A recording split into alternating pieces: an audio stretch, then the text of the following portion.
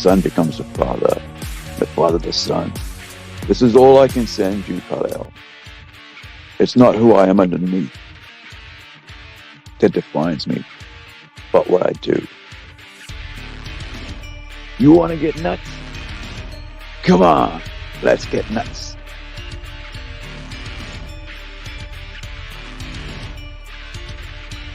Just because someone stumbles and loses their path doesn't mean they're lost forever. You're making me angry. You wouldn't like me when I'm angry. I let my father die because I trusted him.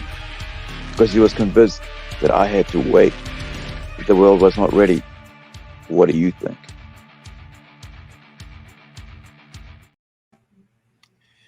Good morning, everyone, and welcome to Toys Collecting Unboxing. There's no and, there's no dash, and no commas. And today with me I have Stu, Big Stu from 1.21 gigawatts and comics and toys in Borgia, Texas. How are you doing? Doing good, man. It's a nice hot afternoon here in Borger, Texas. It's cold here. I've got my beanie on. I had the heater on. And I'm here in Whangarei, and we're in the middle of winter. Hopefully it won't be for too long. It's September, and usually, August, around about late September, we start getting a bit warmer. So I'm quite excited for that. But, you know, you can't really complain about weather, right? Because it always changes. So the moment, by the time you get angry with it, it's already changed. Oh, yeah. Yeah. Sometimes. So how's your week been this week? How's the shop going? It's been going okay. I've had some good traffic into this week, but mostly just lookers, not a lot of buyers. Had some pretty good luck on eBay. Got into some Barbie dolls today. That was just, oh my goodness, that's a nightmare. Barbie dolls are a nightmare. I don't know how the girls did it back then. I can't tell them apart. I don't know which one is which. I'm trying to, you're trying to get the most money out of everything you can, and there's no real database like there is for G.I. Joe and stuff like that. And I mean, they made like 40 figures or 40 dolls every year. 40 different dolls every year, and and none of them have like distinct, well, I'm sure a girl that grew up in that time that or whoever collected it during that time could, look at them and just like, oh yeah, that's that one. But me, I can't do it. I'm having a hard time. Well, I mean, the only thing, I guess the only time you could tell what's what is when they were released and you've got the box, right? It says at the back of the box, this is a year. Right. And I think that's an easy way to do it. But like, I mean, if we look at anything like, the Superman toy, right? I got this week, and it came with, these little, there was a separate one for this auction for this. Then there was an auction for these three, and so, it's different sizes. So the bottom, depending on where it is, either on the back or on the side, it will tell you the number, right, where it's released. And so you can look it up on the number, and even then it's like a hard time to look, find it. So you've got something like this will tell you, if you look at, Google that or something, and then you go cloth, with the cloth cape. But I think a lot of time with the Barbie dolls, there's something I want to talk about today as well, that you don't know if it's like a Cindy. How can you tell if it's a Cindy? Or if it's a Barbie, right? Yeah, it's a Barbie. And it's like, well, and especially if the kids, if the girls have drawn on it and stuff, give it some makeup. Oh, wow. And the other thing is, some of them actually, I don't know if this is a Barbie or not, it's actually got plastic brassiere area, right? Like this, what is that called? It's like crop top, or they call it, like, they tie people up, I mean, around the waist things in the old days. So you got that, right? Corset, that's the word I was looking for. And then you've got ones that have like, that are plastic on the actual figure, and the legs are plastic because it's supposed to be like a mermaid. I don't know if that's a Barbie. And so, and then also there's the one with the blonde hair, right? Oh, Is that yeah. a Barbie? But the Well, if they have the Mattel stamp on them on their waist, their backside, yeah. they're Barbie. Okay, so let's see. How many of these are a Barbie? Well, this one with a bikini, right? It's actually a bikini, so it's not actually just the top, but she's actually wearing a bikini, right? So she's Okay. actually, it's a one piece. So I don't think this is a Mattel.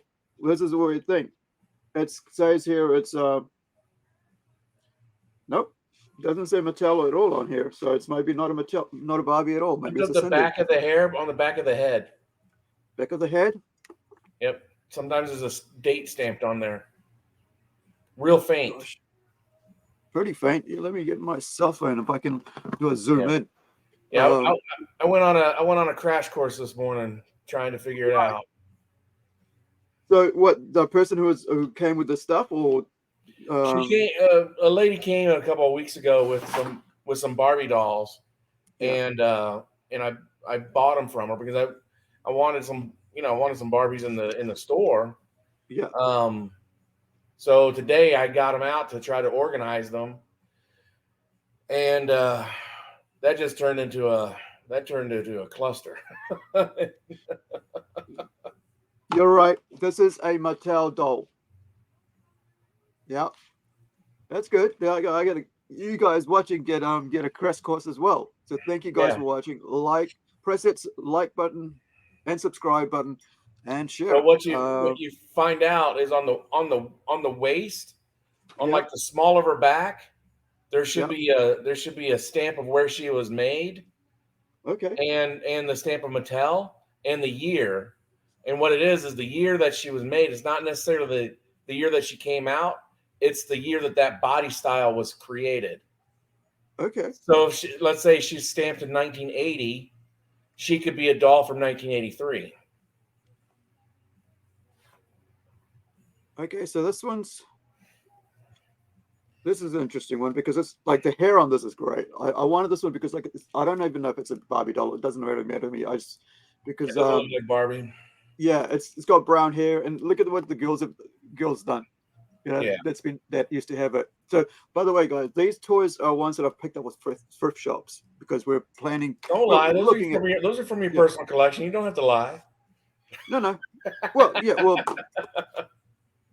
actually, this is the thing. Like, I don't remember my sister having Barbies. I think she might have actually had one Cindy or something like that. She wasn't such a. I don't think she played that much with dolls. But so we never really had that much dolls that I'm aware of because I was out of the house when 17. So she's about 8 years younger than me. So she was only about 11 or 12 when I'd already left the house and gone on to work and stuff, moved to another city. So the other thing I want to talk about today is this. Oh. Funko. The death of Funko on its way out. They lost something like about $30 million US, right? Not New Zealand, because it'll be okay. I think it might be survival if it was New Zealand, but it wasn't. So with Funko, right? One thing I liked about Funko when it first came out was like specifically it was to just certain things, right? It was to pop culture. It wasn't to like basketball. It wasn't to baseball. It wasn't to football, and it wasn't moving to all the other sides because and it had to do with like games, had to do with comics, it had to do with movies. That was cool. Then they just started getting into all this other stuff, and I'm looking, going, why is that here? We don't even know. Like, this is New Zealand, right? We don't even know what that person is, or that It's like they went into every single show, like Seinfeld. I was like, yeah, what's, okay, it's a comedy TV show, but it isn't, it's not something that you go, this is the episode this is from specifically when you walked in. It makes it hard for a person that's a completist. If there was a completist that wants every Funko Pop, he's going to spend a fortune because they just branched off so much. Yeah. You know, but you know, even if they did lose 140, 150 million dollars, or even $1 billion this year, doesn't mean it's the death of the toy line.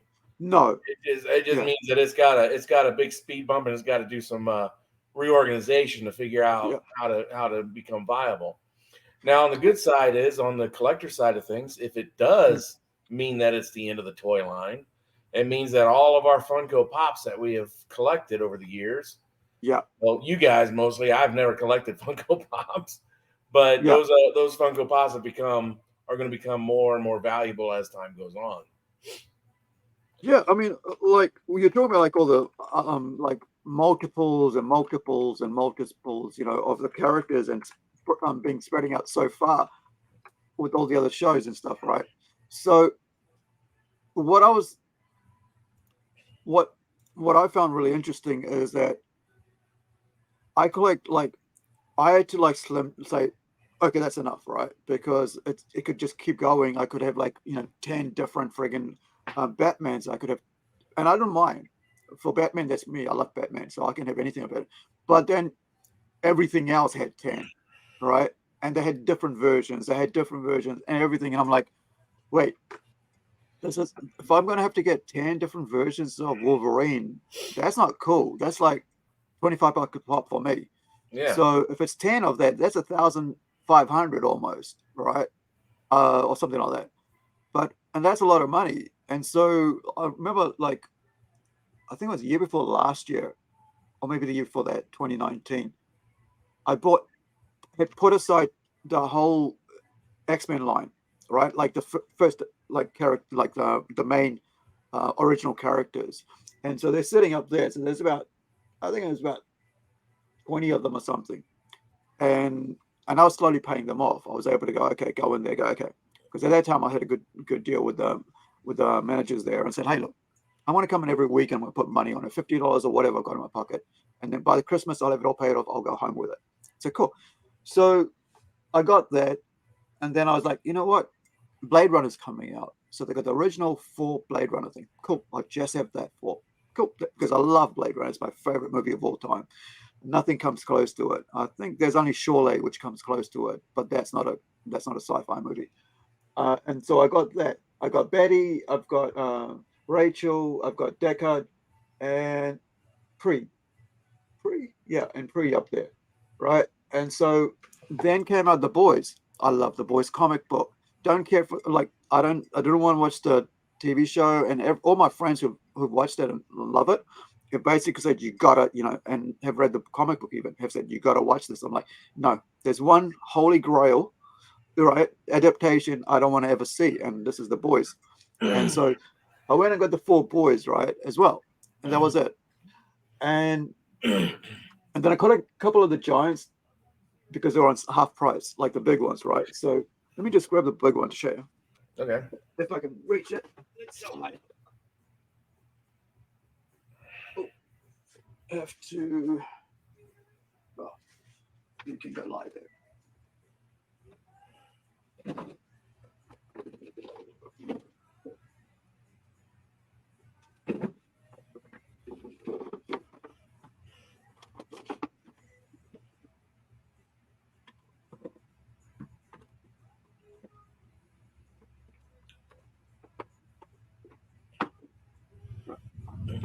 So then they went into these big sizes, right? Oh yeah. And so, these are like about 900, almost like $100 in New Zealand. They might go up to about 60, 70. At auction, you might pay about 100, 150, depending when it came out. So this came out at the time the Revelations came out, the TV series, and it became a dud show. And so the prices just went to half price. So I was like, $45, yeah, down from $50, 45. That's good price. I'll go with that. And I haven't even opened it. So I'll do a whole bunch of Funko Pops unopened. And then of course there's a zombie one, of Magneto. Oh, wow. Same thing, half price. And I was like, yep. And it might have been about $30-40 for this one. And I was like, cool, man, this is what I want to, I could have one of these. And because I think I might have a smaller version of it. But my favorite out of that, because I'm a Wolverine fan, right, from way back, like 80s back, right? I got a zombie Wolverine. Whoops. There you go. Oh, that's And nice. so, yeah, so it's quite a large one, right? So it's so cool that you know, and I thought that's it. And then in the last 7 months, I was like, you know, they don't look like much. They just sit there. Yeah. You can't do anything like this to them, right? You You can't can't fiddle move with them them. around. You can't pose them. They just sit there in their box, and you might as well just leave them in the box because it's nice and tidy in their box. And They you remind know, me. They remind me of bobblehead dolls that yeah, don't have a bobblehead. right. And but some of them do actually have bobbleheads. Like there's a couple I've got up here that's actually bobblehead. She's probably she's up here on this one. This is a X21, X23. Sorry. Oops. Oh, these little cases that keep flying out. I'm opening on the doors. So this is a bobblehead, right? X21, 23 from Wolverine's daughter from the TV show, but actually from the actual X23. I think I don't think that was what it was Came out in called. the miniseries NYX. That's the one I was looking for. Yeah, Yep. I And talking about that comic. Wolverine's I was clone. told not to buy it by a comic book dealer, right? I was Right. told not to buy that comic by that because it was like, what do you want to read about a little girl for, you know? And I'm like, yeah, it's worth a bit now, and I'm glad I bought it, you know. And I made an extra $60 a couple of years back off just the issue 3, which I didn't realize would be popping up to this huge thing now, right? Was I would Right. have kept it, but I do have the second series as well. But like, so you know, you got the bobblehead, but I don't like the bobblehead. I really don't, because they don't. The other problem I have with Funko, they don't come with stands. Like a lot of them don't come with stands, and they don't. You know, you can't just put them there and it'll like stay there. If it moves around, it'll fall over, and that's just bad design. Like, especially for figure like collectors like myself, right? So the other ones they're fine. They have bigger feet and they have more structure to them. But I mean, if you're going to do a bobblehead, at least give it a stand. And so this is what got me annoyed about collecting them. So you just leave them in the box, and there's no reason for you to like take them out and instead of just go look at it and go, oh, cool, looks pretty, and not put it back in the box. So I've got something like about, I guess what, 9, 8, 23, 24, 50, about 100, right? Right. Or probably more in the middle ones. Like I've got like a little cool lino, right? Lino from Thundercats. Yeah. So I had to get that. I was like, yeah, it was on its own. And I realized they got brick, not brick, what is it called? They vaulted.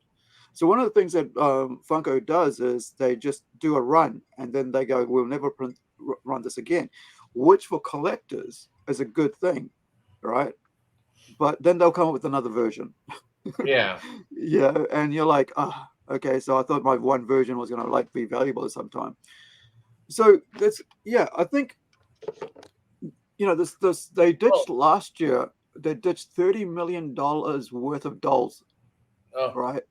In a ditch, like actual, you know, threw it out into the trash, and those boxes of them at the trash, you know, at the dump or recycling or whatever. And all I could think about was like, you could have just sent them overseas somewhere to a poor country and give them to the kids as donations.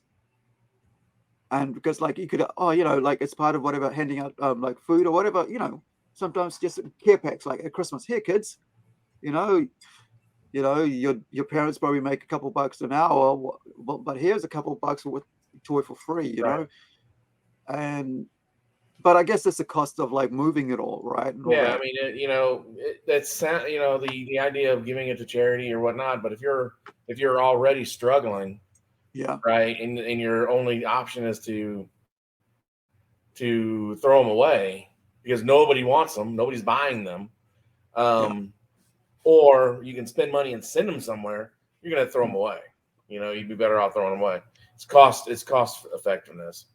You know, and in all honesty, if you take them to some of these countries where they're starving, they'd probably rather have some food versus, you know, a plastic toy. You know. Yeah. Yeah, I wasn't thinking more in the sense of starving. I'm just thinking like in the sense like, you know, something for Christmas, like, you know, a bit of cheer and joy at that time, Right. you know. But yeah, I think, yeah, it's just like I just think of myself, if I'm getting a toy for free, I'll be so excited as a kid. And didn't matter like any, you know, it reminds me of Bolly, Slumdog Millionaire, right? When he comes out, you know, out of all that struggle and crap to just get a card signed, picture signed with, you know, from Amitabh Bachchan. I think it was Amitabh Bachchan who was in there. You know, the biggest name in Bollywood ever in the world, right? He's been in such classics.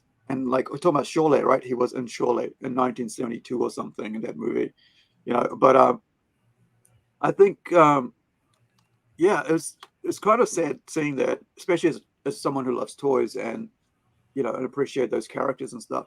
Oh yeah. The other thing I thought was weird was that just this week this is when the money problem came out about them, you know. So they were saying they headed to the dump, and then there was 40 million thrown into the bin of Funko Pops, and what was the other one? So there was yeah. So the question here was like, is Funko Pop going out of business? And so what was the other thing? So with this 130 million, like they had a $70 million loss last year, and then there's a $70 million loss this year.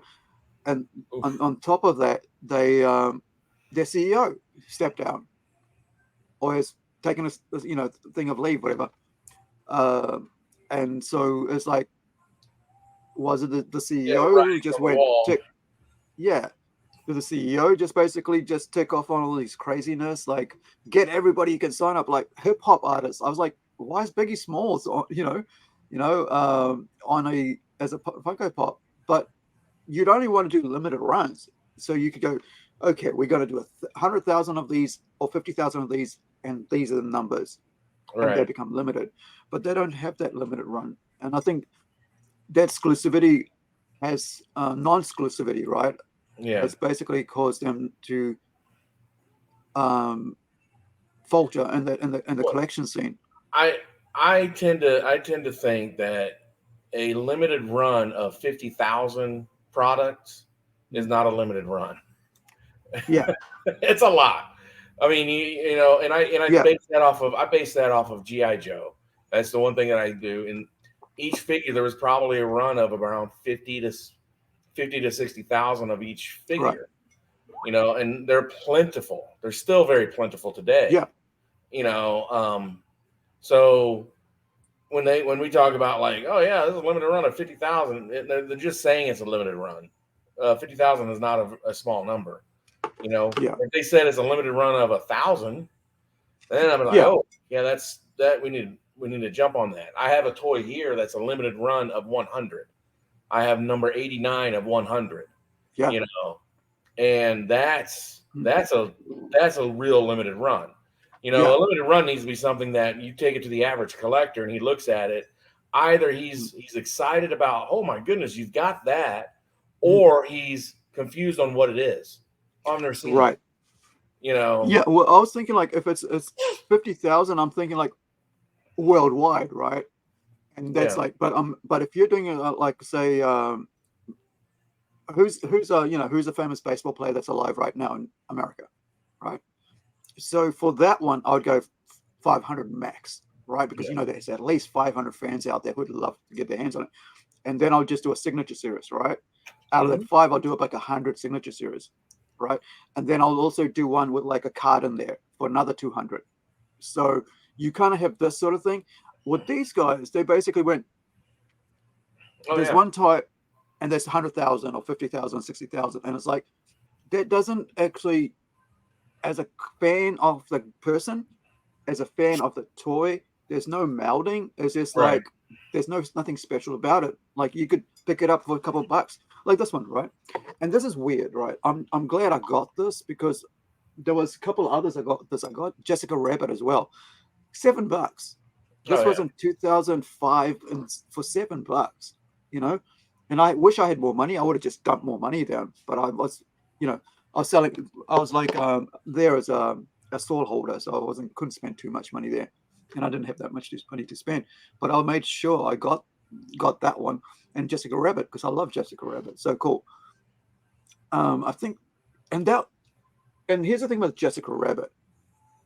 Her feet are so small, right, that it can't even stand up. So I had to actually put a screw in, like drill a hole underneath, right? So I could actually have her standing on an actual like a stand from some other toy, so I could actually display it because I didn't have the Right. box because it was out of box when I got it. Same with the bobblehead, right? It was out of box, so I can't. So I had to. The only way I could think I could do it was I bought this case last year at the anime festival that I was like co-managing from one of the stall holders, and I thought, okay, that's one way of displaying it. It's it's loose, but it's there. It's good enough to be displayed. But That's how the majority of people with Funko Pops display them. Either they display them in the boxes, or if they get them out, they put them in one of those types of boxes. yeah, And going, you're thinking about it as well. What do you do immediately when you hear a limited run? You don't open it. exactly. So, yeah, I'm not a huge. There were some Funko Pops that I enjoyed. Yeah. I like the Rick and Morty stuff, but no matter how big of a fan I was of the property that they were doing, Yeah. I still couldn't bring myself to buy any of them. Right.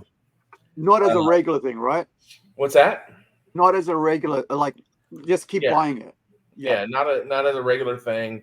Mm. Maybe when I was working in in an office, that would be when I would buy. Would maybe look at buying one. To have it so I can show off my interests without having to put out my real collection.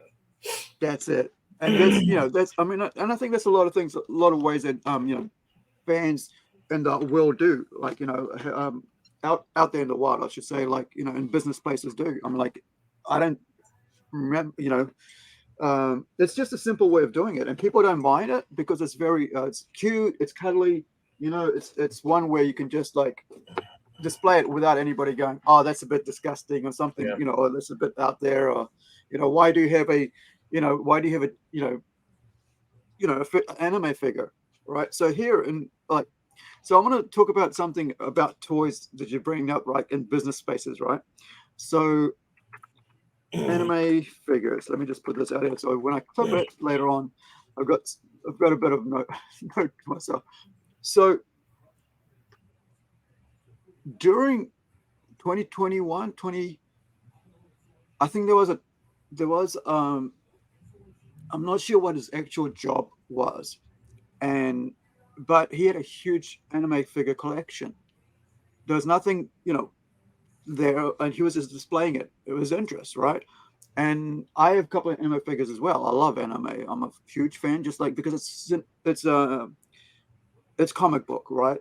For Japan, comic book, manhwa, whatever. It's comic book, and it's their comic book, and I just love it.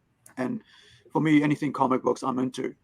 And so this gentleman was taken to court, and I think it cost him his job because he had anime figures at his workplace, and it was like so people got disgusted by it. It's like there weren't anything lewd about it, but they implied because it was from anime, there would be hentai or something, that they were part of something like that. Oh, it's lollies and all that. It's like that character's 100-year-old vampire, right? Who's who got bitten as a child and now is 100 years old, right? And so, and this has a what is that called? Scythe, right? Right. And it's standing on with the scythe, and yet they imposed it. Like there's a lot of things like, see, I'm very cautious when I talk about lollies and shorters and stuff like that, and hentai, because there's a misunderstanding about what is what, and it's not something, that you. I don't know. There's a lot of people out there talking about it without knowing anything about it, and they Okay. just impose their own beliefs and ideas on it, and that just makes it worse for, if you're trying to tell people this is what the concept behind it. It's like saying, well, Wolverine's been around for 200 years. Why? How can he be around? Well, because he can't die. Well, I've seen him getting, faces cut off. It's like, well, he's a mutant. Well, what's a mutant? It gets bigger and bigger, Right. and oh, it's a metahuman. Well, what's a metahuman? Well, for DC, it's this, Right. But yeah, so I think we've got Austin in our back room here. I'm just waiting in the green room. Okay. Hawk is going to pop in soon, so I'll get him to talk about his GI Joe stuff first. But I mean, I think I want to show you, like, the artwork for anime is just as good as artwork for any of these characters, right? So let me show you this one here.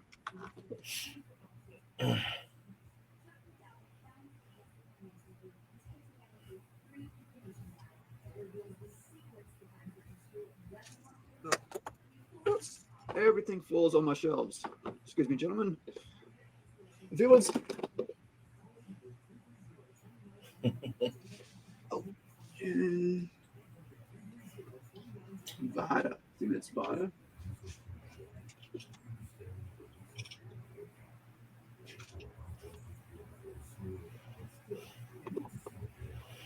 So hopefully, that's just off camera there. But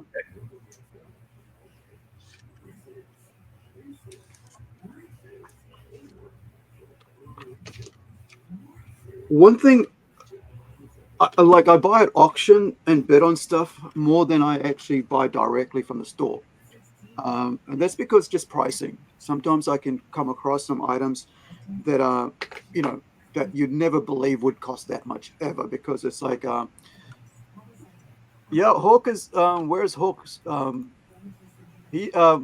says, where is Austin? Well, Austin's in the green room, and I'm just waving out to him, and if he can wave back to me, and we're ready to go. There he is. Hey. Hey.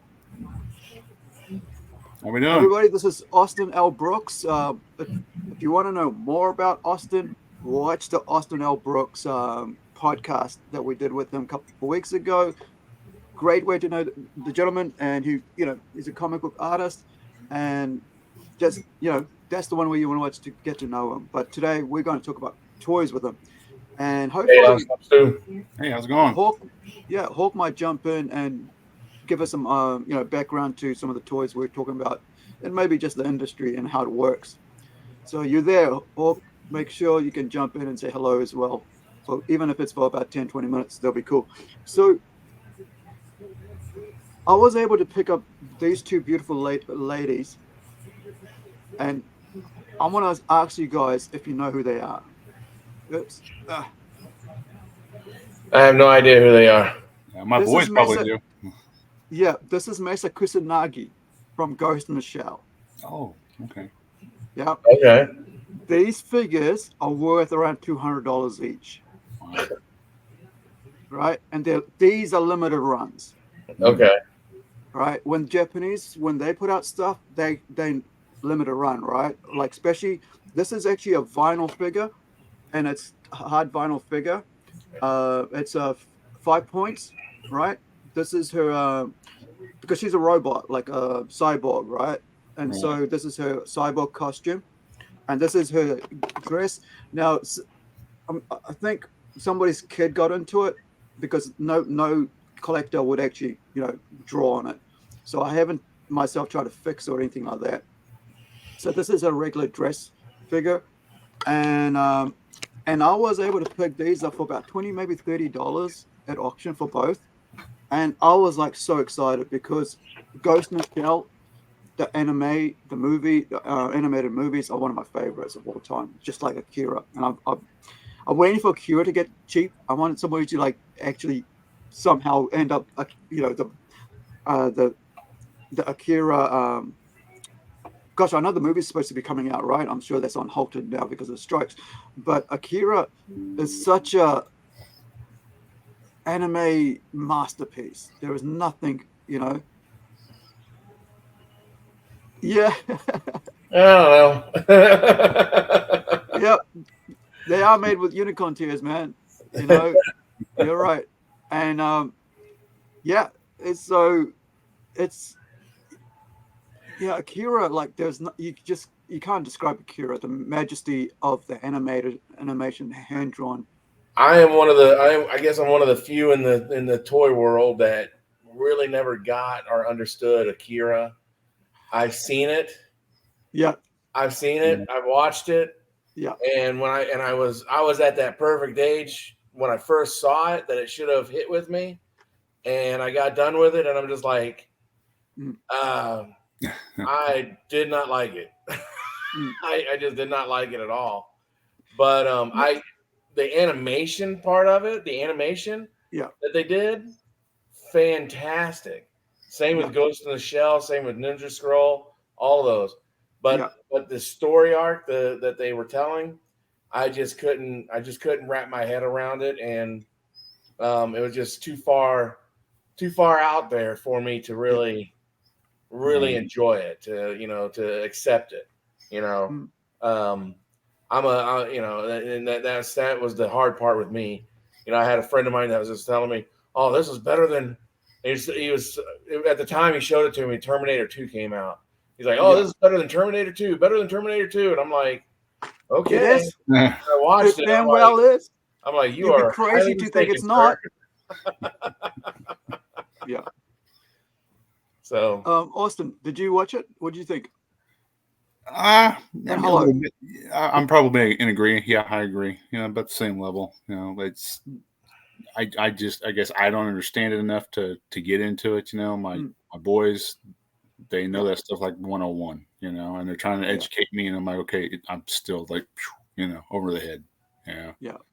Man, I should have got you to do me a Akira style cover. That would have been so cool. That'd been neat. Yeah. I saw something that really made me smile this week. I'm gonna show you guys this if I can properly find this real quick. But I think it's on our Plunge Studios NZ Facebook page, if I remember right. Where are you? There she is. This is like the greatest thing I could see, and you know how we're like, people talk about fandom, and what's popular right now. Isn't that cool? Like, that's why I thought, like, that's cool. That's super cool. I think, all of the imagery, all of the animation, the motorcycle, everything in Akira that was animated, and that was amazing. Right. Yeah. The story and how it progressed, that's where you lost me. Mm-hmm.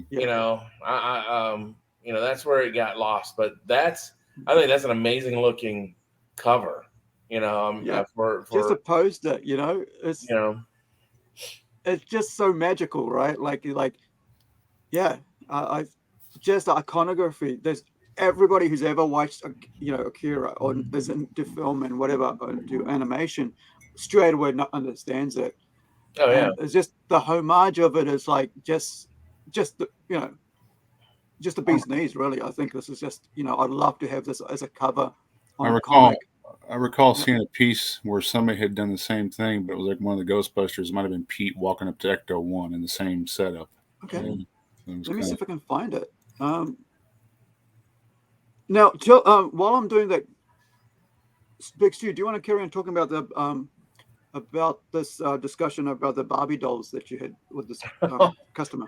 Oh, I had some Barbie dolls come in a couple of weeks ago, and I've been trying to sort through them to figure out, which Barbie I got versus, and And as I'm researching them on the computer on Google, it's a mess. They're just so, they put out so many Barbies every year that, I mean, it's so hard to tell which one is which. And of course, I'm pretty sure that somebody out there could come in and see the 5 dolls that I have that I'm trying to identify and go, oh, that's from that, yeah, that's from that year, that's from that year, that's from that year, and tell me exactly what accessories are supposed to go with them. But for the life of me today, I could not. I took pictures of them. I did Google Lens. I did eBay. I looked up for a Barbie database. I mean, just everything. And me being a GI Joe collector, finding out what Joe I have, or that's easy peasy, Yeah. But Barbie is on a whole nother level, and I think I gained a lot of respect for the Barbie collector community. If there, if there's such a, I'm sure there's such a thing, but those Barbie collecting community that can do that with those dolls is amazing to me, because I mean, I was just lost. I was just completely lost, and it's really the first toy line that I've come across that I've been completely lost on, and wasn't able to figure something out within a couple hours. It was a good 2 or 3 hours today, and I'm still nowhere closer to solving the riddle than I was when I started this morning. Wow. I would have thought, like, with the whole connection with, like, as we talked about with I wanted to show you guys this one as well, but we'll get back to that soon. The connection with G.I. Joe, as we discussed, in the past streams, that you probably still want to, like, know a bit about it, but I guess this is your time to learn. Yeah. I mean, the ones that I got are from the 80s. I did identify one is a maxi doll from Hasbro, one of the Hasbro counterparts, right. and then I found one was not a Barbie doll, but it was one of the other dolls that came out. That was one of Barbie's friends. I found that one, but other than that,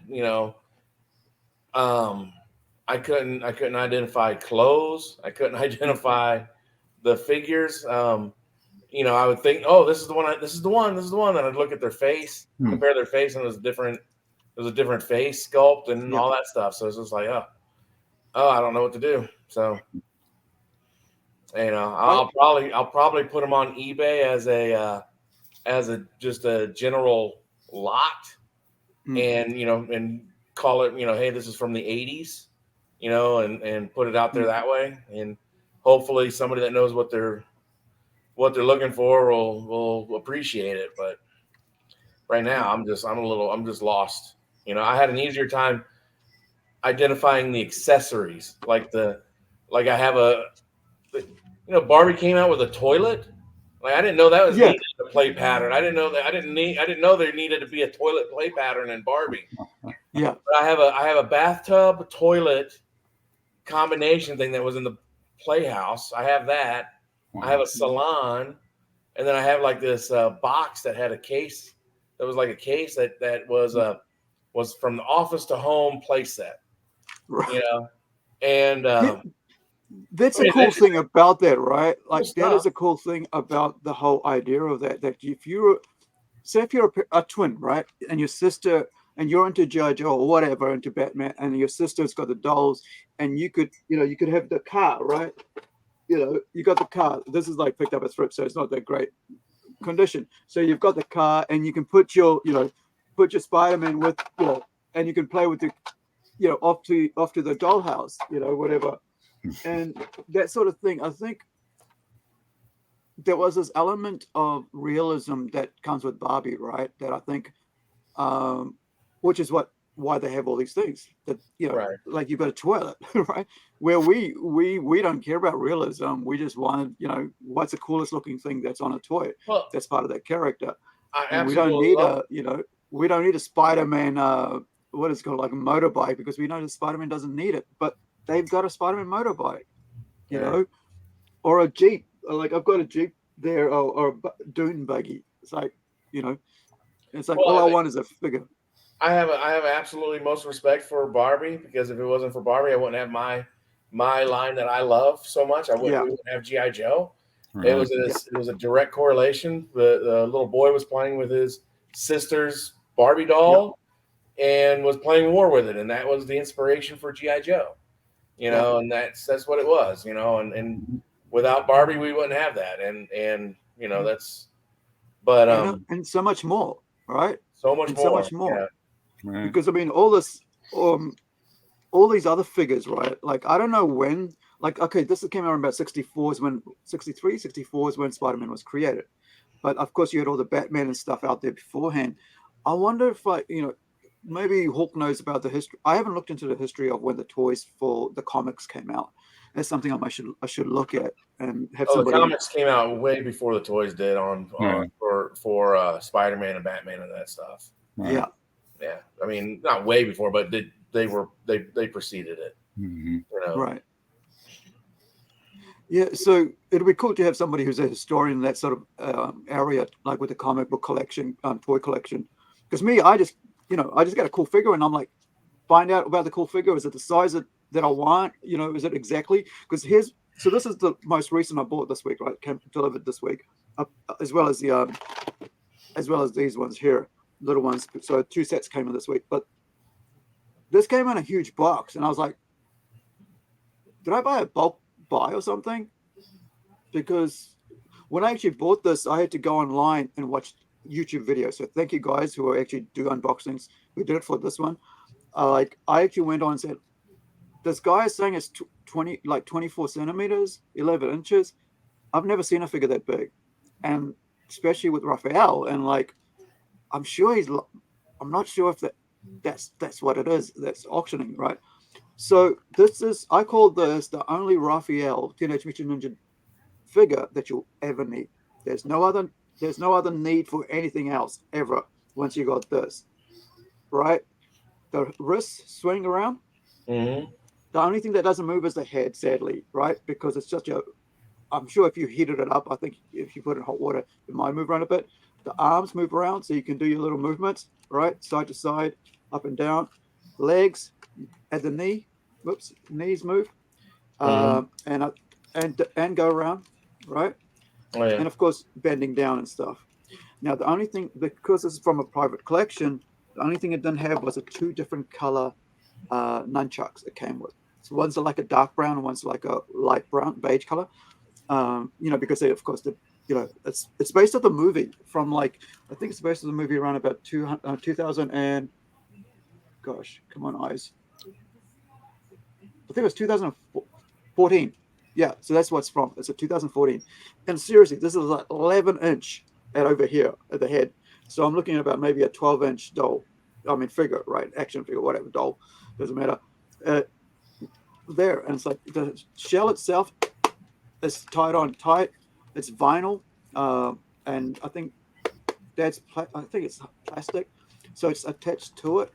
But it's such a solid piece, right? You got, his mask, cloth mask, even his loin wraparound, vinyl. And it's such a solid figure, right? I just thought it was so cool, and like that's it. I'm going to get rid of all my other figures, all my little figures, and I'll keep that. I'm having a clear out because I realize I don't have room, so I've decided next week on a private New Zealand toy group, toy collector group. I'm going to have this is the price for these ones, and that's all it is. I'll do a bulk. There'll be no bulk buy, but if people buy a whole bunch, a lot of them, I'll drop down the prices and stuff. So right. I'm just decided I don't need about 20 different Spider-Mans. Right? I just want the cool ones that I want to keep, and I can say, look, like I can do with this guy. I can say, Raphael. You don't need anything else. So yeah, so Well, you need the original Raphael in the 80s. But talk about Barbie, right? So one thing that really, the realism that comes with Barbie, I think it's such a cool thing. I remember the first time I actually saw someone who was a Barbie collector was a 50-year-old. I was probably about 26, 24 at that time. She had all the boxes stacked up around her house. She's American, right? This is why I knew, that the reason she would have a Barbie is because, and have that many of them, because she's American.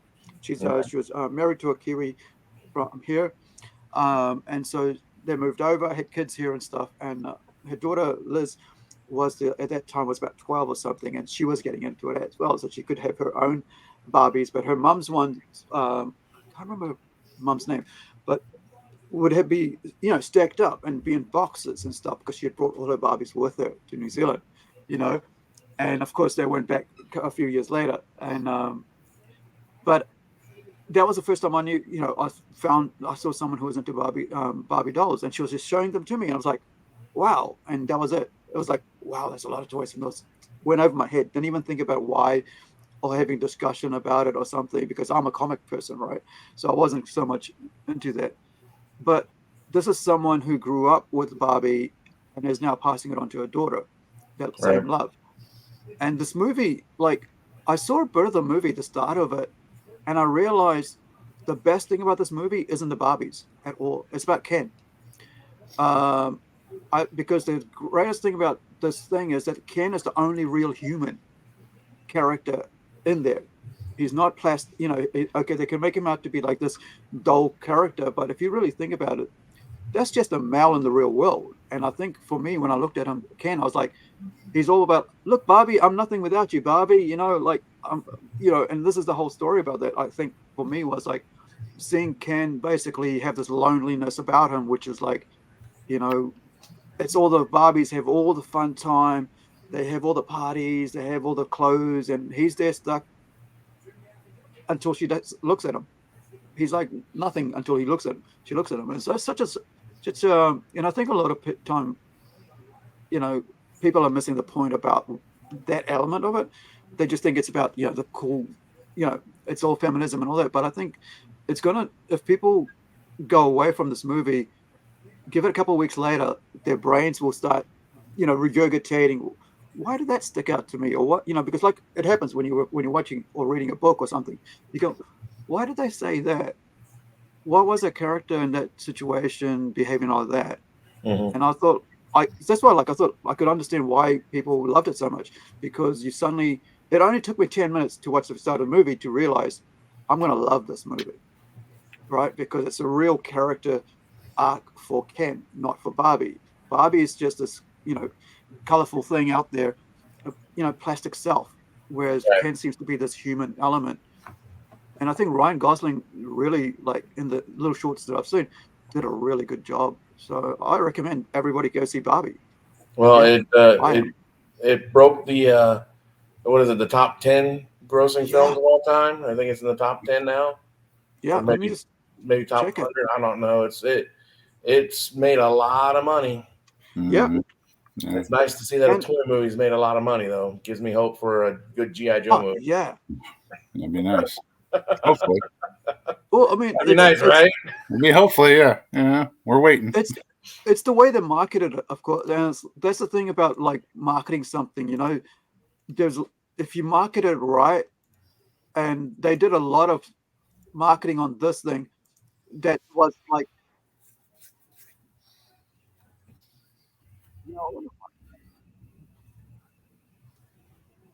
excuse me, gentlemen.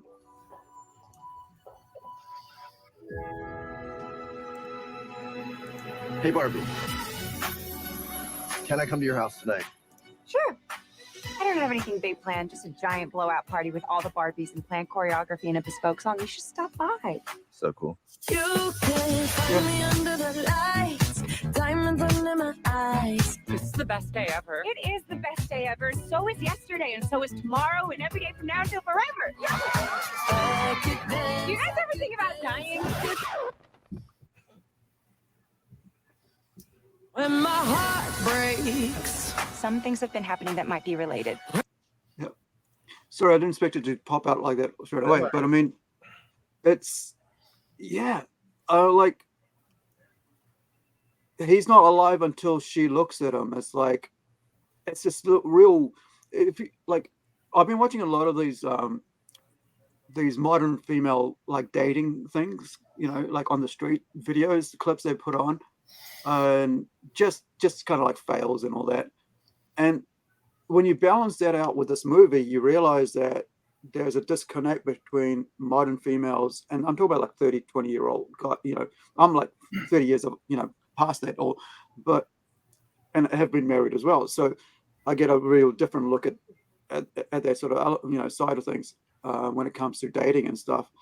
But there's this whole thing where females right now are asking, why aren't people, why are males not looking at us, right? There's this whole dichotomy, I think, if that's the word, where there is it the word? It might be. I'm not sure. Yeah. Yeah. I think it's a product of their own making. Demonizing us for looking or paying attention. Oh, don't look at me like that. Don't look at me in the gym. Don't look at me over here. It's like, well, sorry. Okay. I mean, if you present yourself a certain way, I'm going to look. That's it. But and that's and then it gets to a point where now modern men don't really have that, don't do that anymore, and now they're complaining about men not being men. Well, you made your bed, why don't you? You told us what you didn't want, so we obliged. We stopped. Yeah. Yep. And and then they get mad about guys that go with easier women because they're paying attention to them. Yeah. And then my dad got married to my mum. My dad's English, right? So he's white. Just want to make that clear. If you guys don't know, he's from Manchester, London, England, right? Mm-hmm. Before he married my mum, he had 2 kids of his own, like with an English lady, right? Who recently passed away. May she rest in peace. And and this is in the 80s. So there was some situation. He went back to England to sort out. I think there was a death in the family or something like that. And he was there for a bit long. And so by the time he came back, he was divorced, basically. He came back to find out that he was on his own. And so Dad basically decided, this is 40 odd years ago, right? And he's my only father I know, and he's the greatest man that I came to realize he's a great man, very intelligent. And so he answered an ad for my mum in Fiji.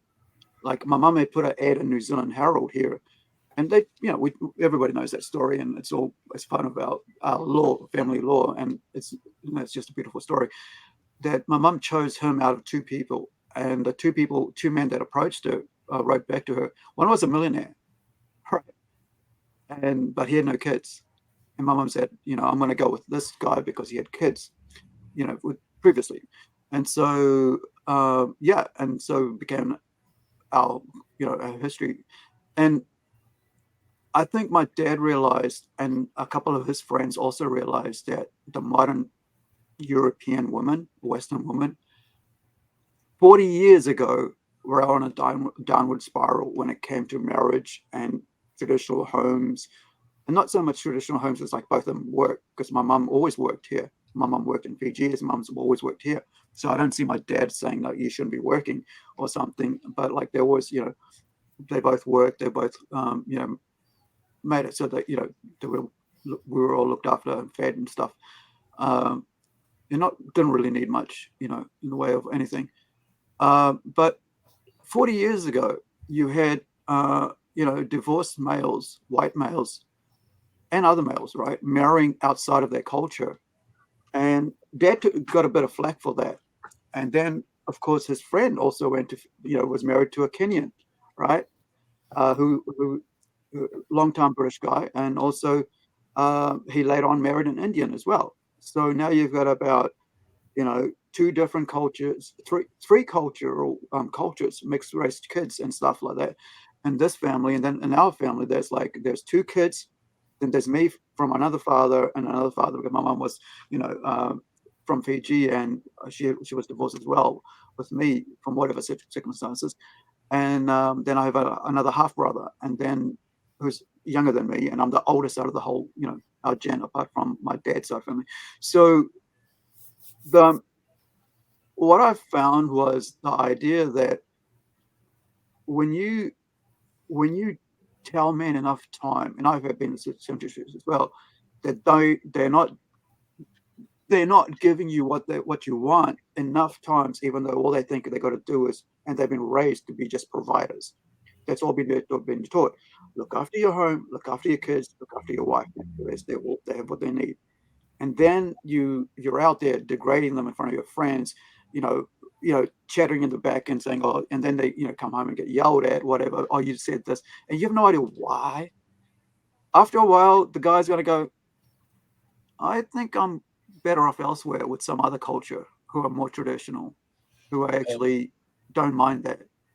There's a big surge in the United States of men going out of the United States and finding brides and bringing them back. Yeah. And there's the young population here, the young women population here is complaining about it, and it's like, well, you treat us like crap. You treat them like crap anyway. So exactly, we don't, they don't care. They want to be treated. They want to be treated well. They want to be treated like a man. They want to be, they want a place that they can be. They want a person that they can come confide to and have that security. And they're not. The women here have been brainwashed to thinking that they're not supposed to be providing that. That's right. That's not a good thing to provide. So yeah, but, it's like they've had this delusional. And I've never didn't really want to talk about this publicly, but I think because of this movie, it's gonna, and because of all the videos that are coming out, and I'm in my 50s, and you guys are in your 50s, right, as well. So we're I ain't in my 50s yet. Hold your horses. I ain't in my 50s yet, man. Okay. I'm not around 50s. Yeah, so and I'm looking back at the dating scene, and I'm going, well, there's no need to go dating anymore, because this, I might, if I wanted, if I'm at a stage where I want to actually settle down again, and I've always said to myself, I'm never going to get married ever again. But if I do, I won't be getting married here, right? I'll be going to Asia.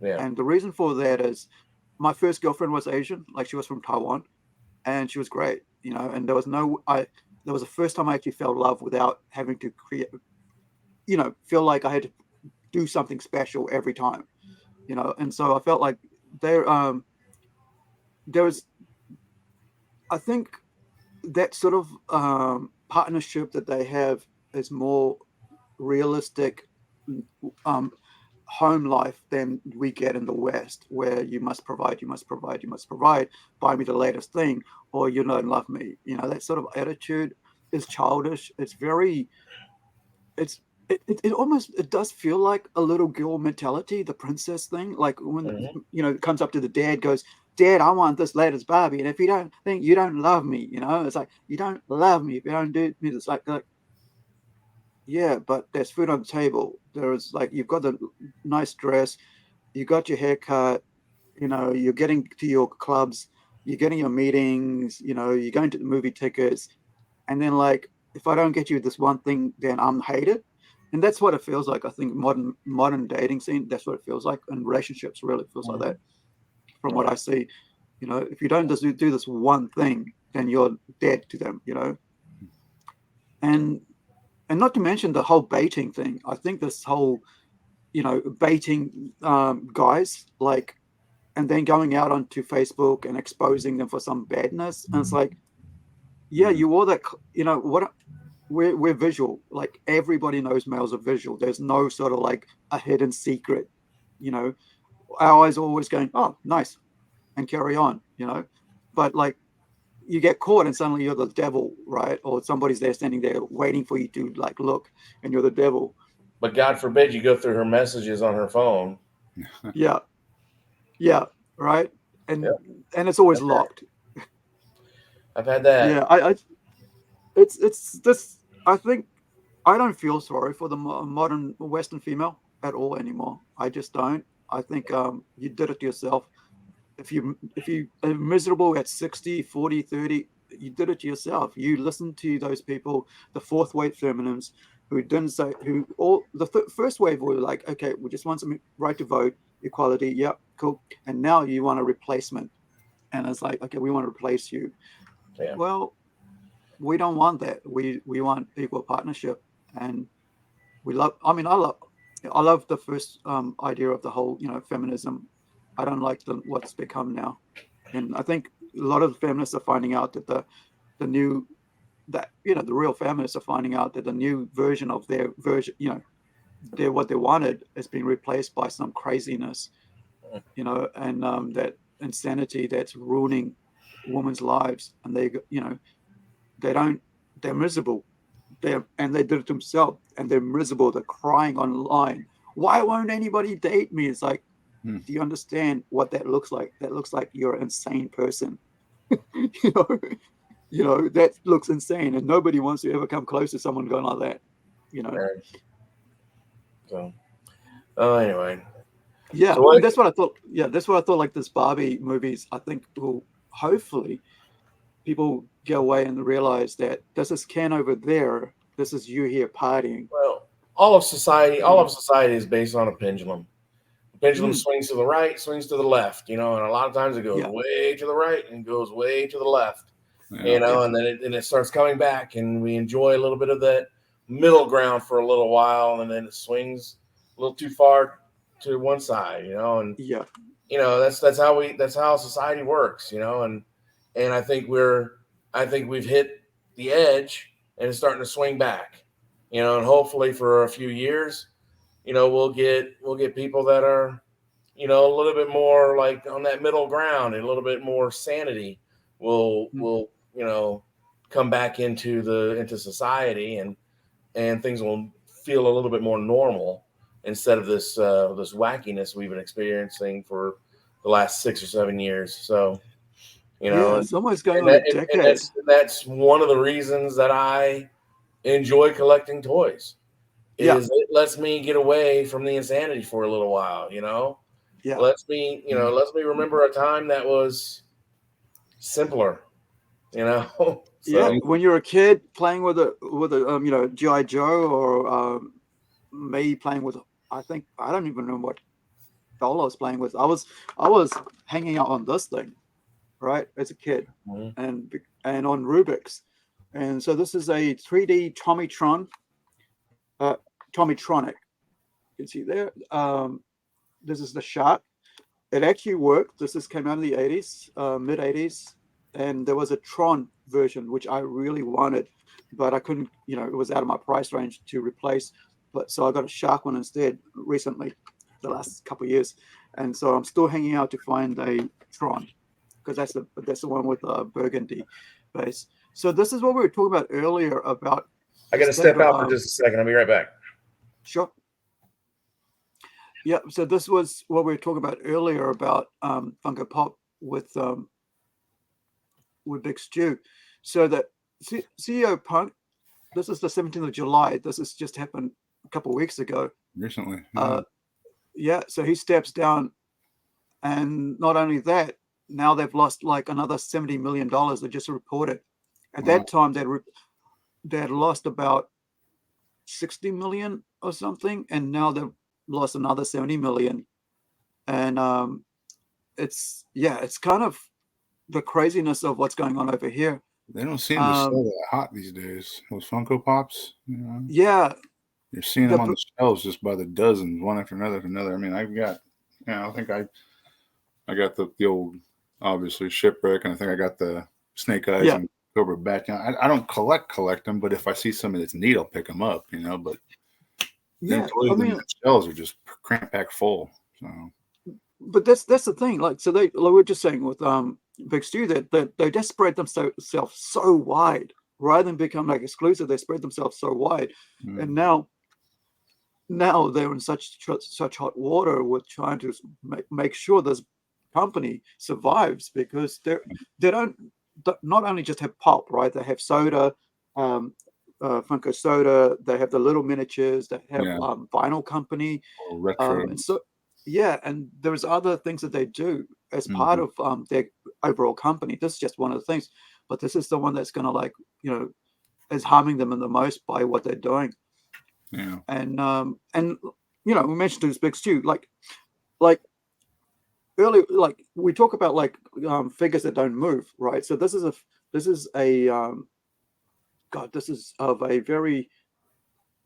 a couple of $100 as well, and I found it in a thrift shop, but it had the fingers of like the left hand missing.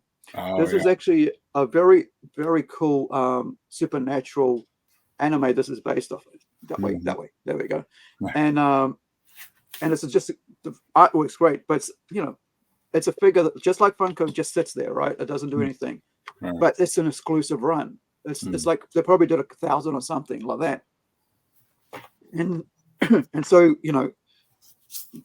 you'd pay $200 for it because of that. And so the idea here is that like Funko Pop isn't that exclusive, and so it's for everything. I've got like dioramas as well. Let me just show you this diorama for Funko.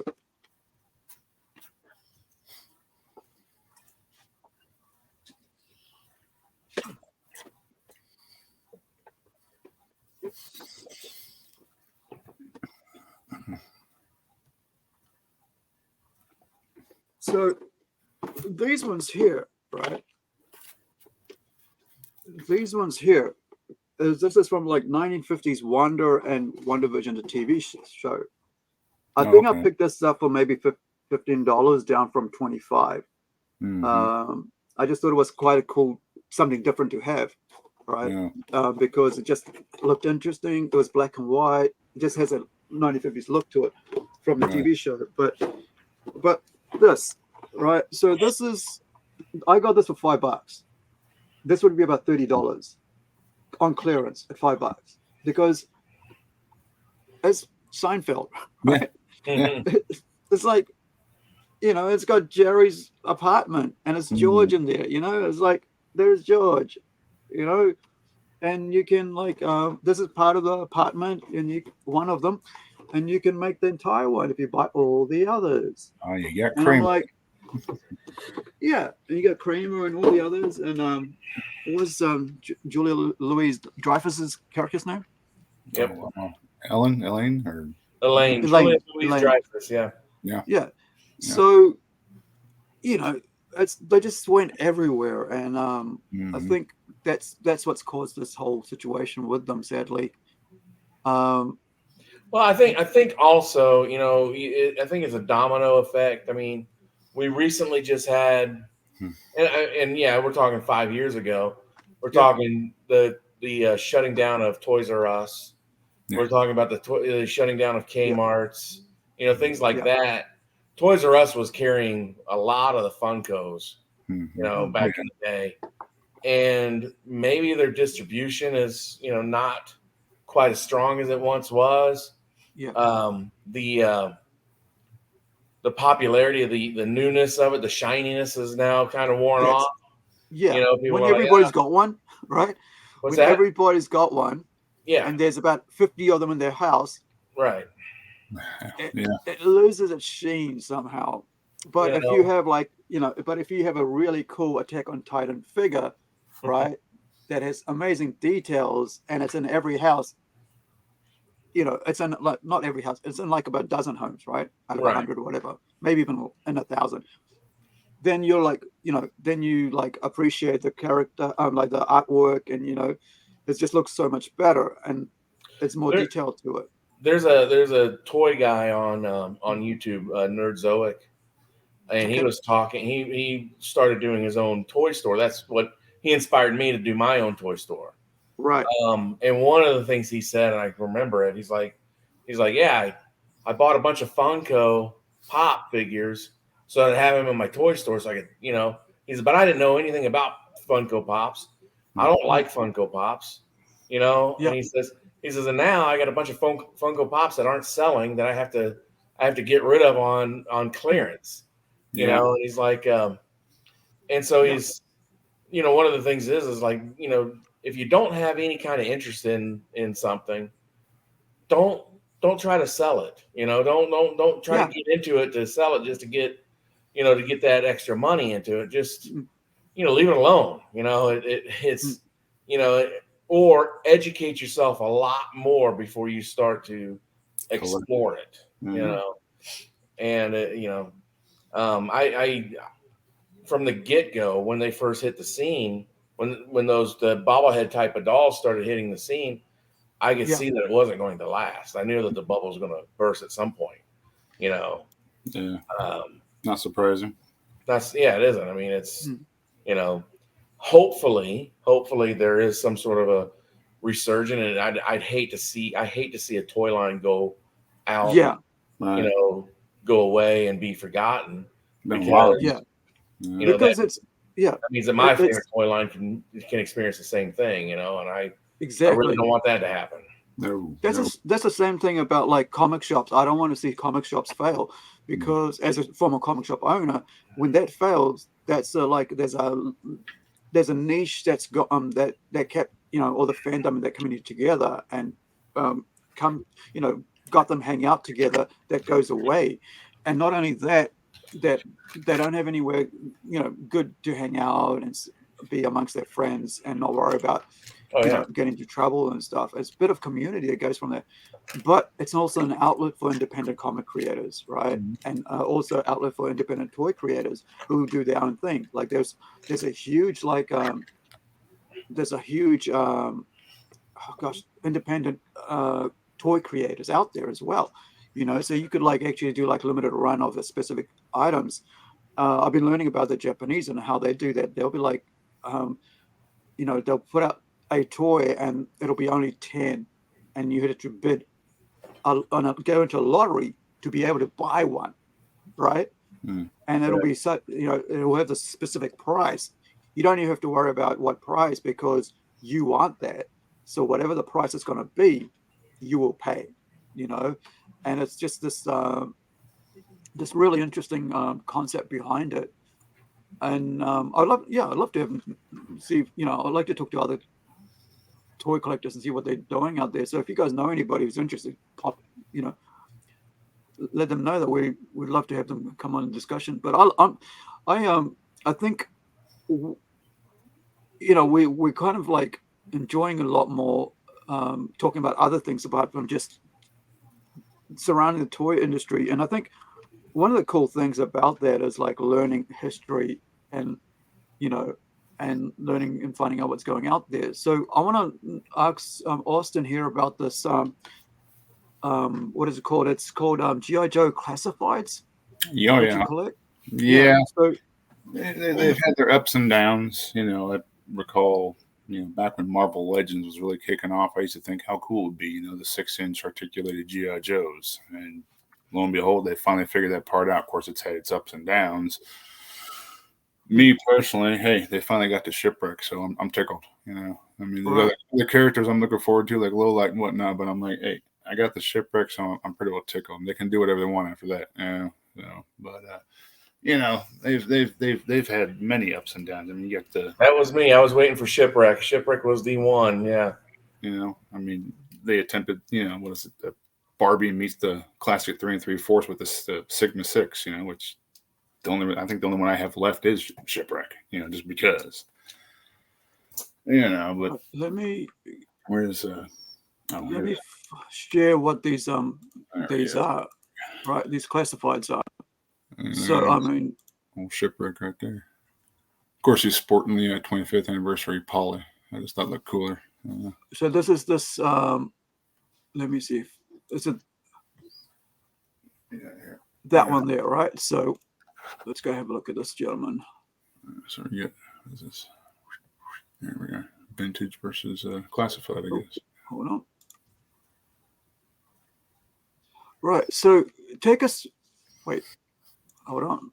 I see. Let me just get that one with the big image on it. Then I can have you talk about it. Right. There we go. So now you're saying these are supposed to look like have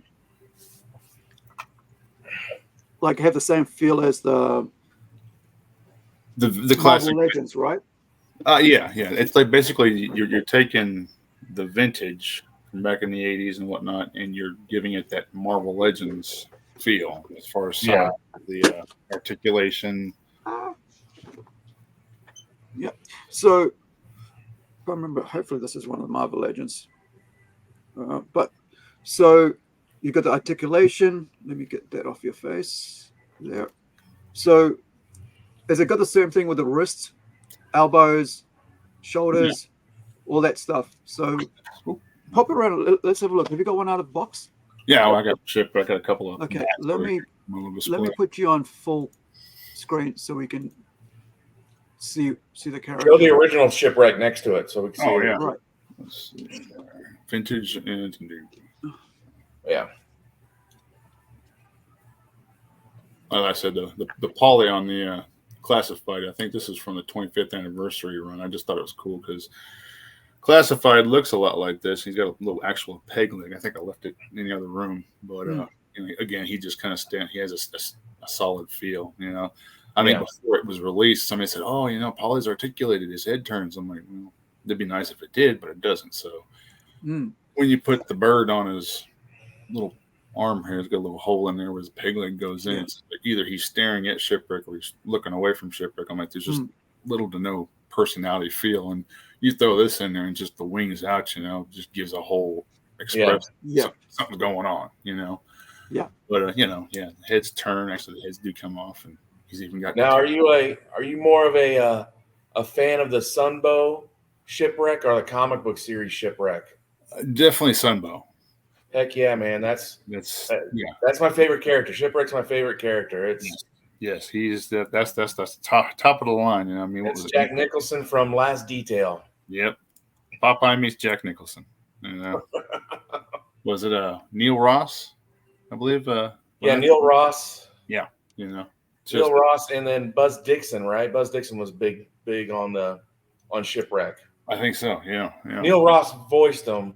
Mm-hmm. Buzz Dixon, Shipwreck was Buzz Dixon's favorite character, and that's why Shipwreck was the focal point of a lot of. He was in a lot of the episodes, even though his character wasn't official, and that wasn't in the toy line anymore, or had been phased out of the toy line. Right. Yeah. Yeah, because I think he's in 84, right? 84 or 85? 85, I think. I think it was 5, maybe. Yeah. So in 86, when all the new the Serpentor and all that stuff was coming through, they were starting to phase out those 85 figures, but Shipwreck was still prominent. Oh yeah. Yeah, I think you even got this is Valor versus Venom, or G.I. Joe versus where he had the stocking cap and whatnot on, which it's still a cool look, but still doesn't beat the original. It never beats the Sailor. Yeah, no. I always treated like Shipwreck that had a there you go. That's a Funko looking pop there. That's a Funko look. Yeah, they got the official Funko, right there. There you go. So that's when my kids are like, "Yeah, do you like Shipwreck?" I'm like, "Yeah, just a little bit, Yeah, maybe a little bit." Oh, there he is. There's the 25th. Yeah, I kind of dug him out of a box. Yeah, unopened. The 25th anniversary one. Yeah. Can you bring it closer there, Austin? Just up and to your right a bit more. My right. There we go. Yep. You can just make it up. There we go. Just hold still there. Yeah. There we go, guys. So he's always come with a parrot, right? Oh yeah.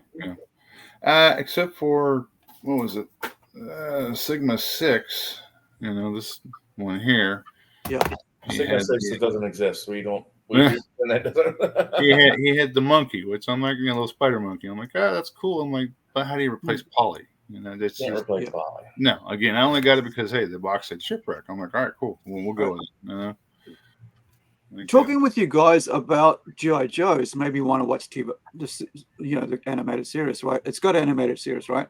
oh yeah, Oh yeah. Yeah. So there's something I'm gonna on my watch list that I'm gonna do because like it'll be cool to get to know these characters that we talk about here. Just Now, make sure you go with Sunbow and not so much the Deke Entertainment, because Deke's Okay. a little bit campier.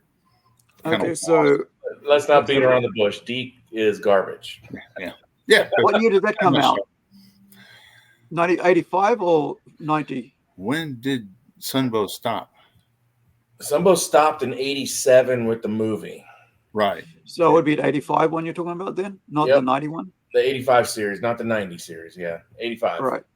Yeah, that's what the one you want to watch. Those you can watch those things over and over and over. Tubi TV has it for free, streaming for free. Right. The majority of the series.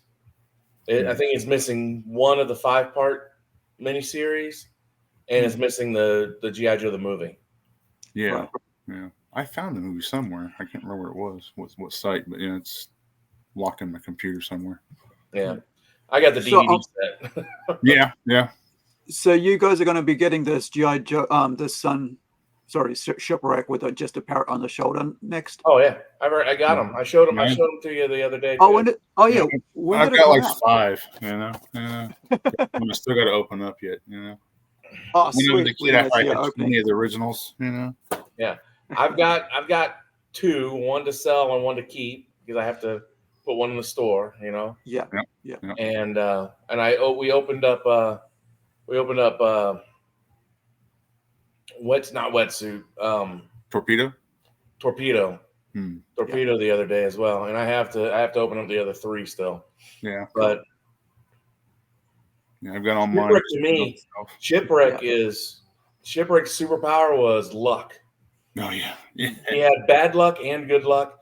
At no point did his credentials ever say that he should have been a G.I. Joe member, but for some reason he just lucked into it. Yeah, he just What was it? He who was it?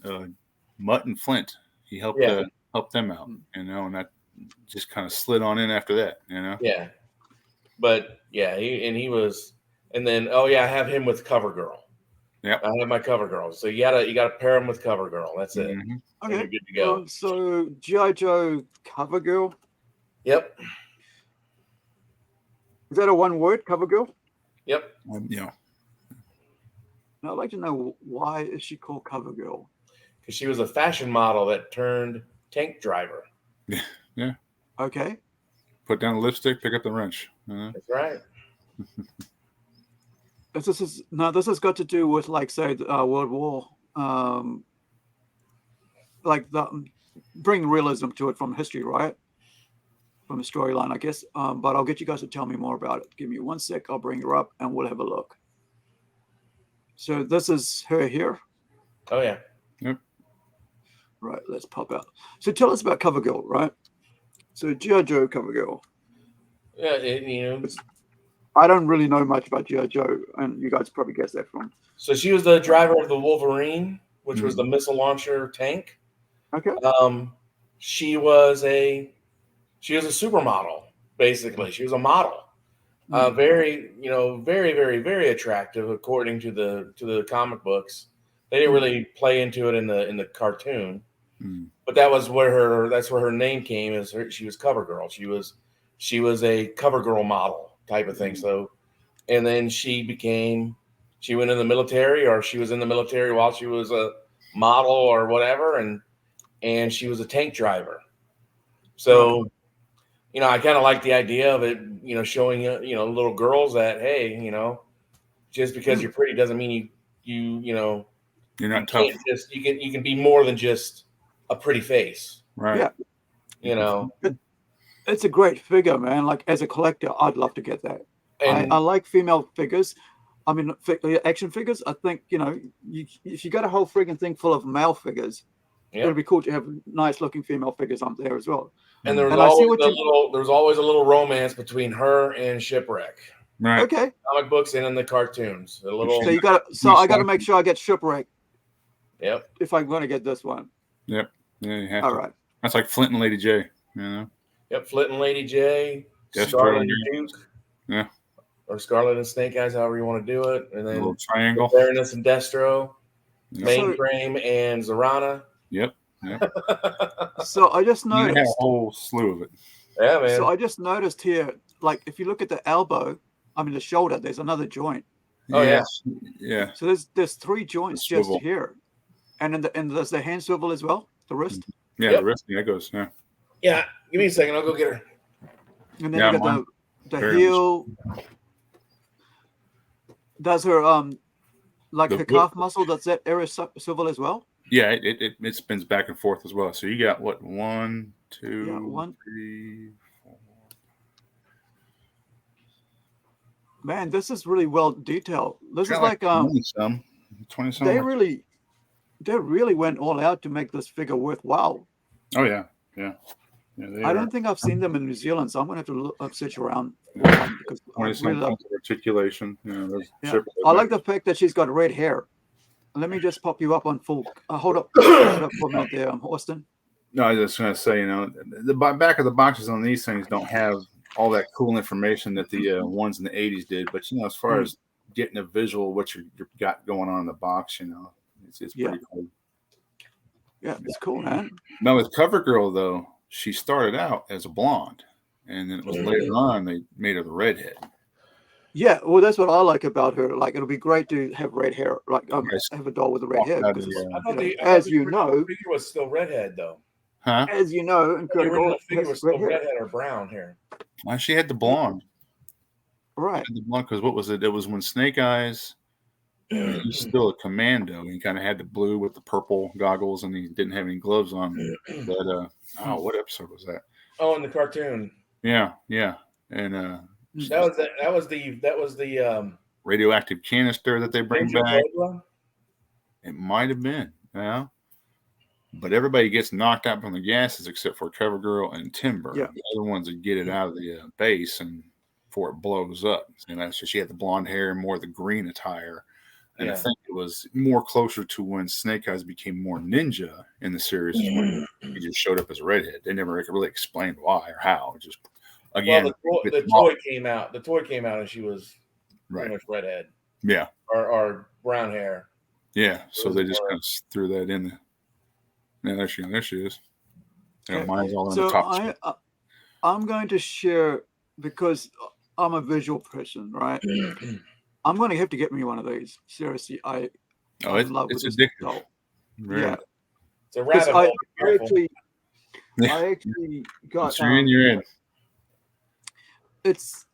I think I've got like I was going to ask you guys today about like some figures I've got that I have no idea if there are, that I got part of like just hunting for figures that end up being if they're G.I. Joe or not, because there's a lot of rip-off I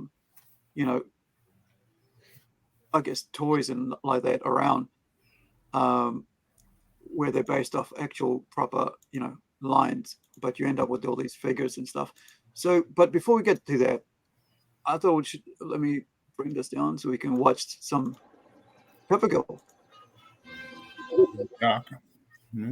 There she is. Yeah. Vital signs are weak, CoverGirl, but Duke's no ordinary man. Full emergency team ready. Best moments. So there she is with her red hair. Well, Scarlet. It's Scarlet. If I knew she, is that Scarlet with red hair? Scarlet's the redhead, yeah. CoverGirl's the Right. blonde. Okay, so she's blonde here. Yeah. See, if I knew there was Scarlet had red hair, I'd be getting a red hair doll right now. So I'm gonna have to keep an eye on both of them. I heard a relay alarm kick in. You were all busy, so I went for a look-see. And here's Snake Eyes. Here we go. So that's the radiation you're talking about. Yeah. Timber,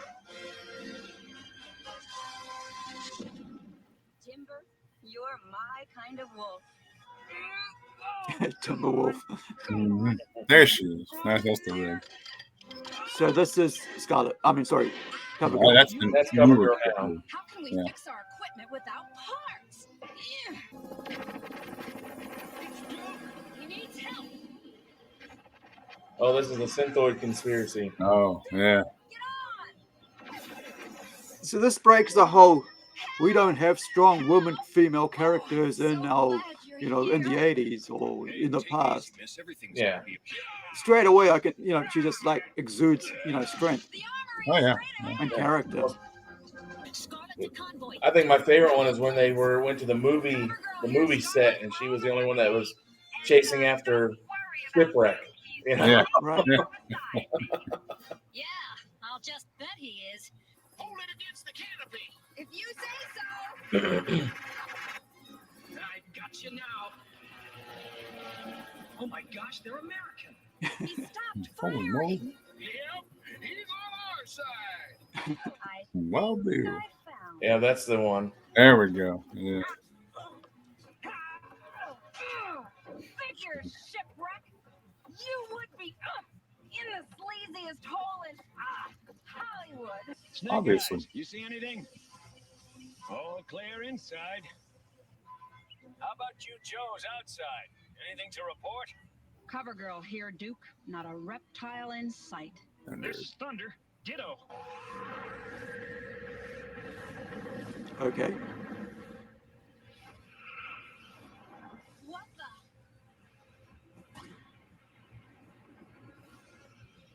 How am I gonna fix Kind of that? reminds me of like Shipwreck, come on!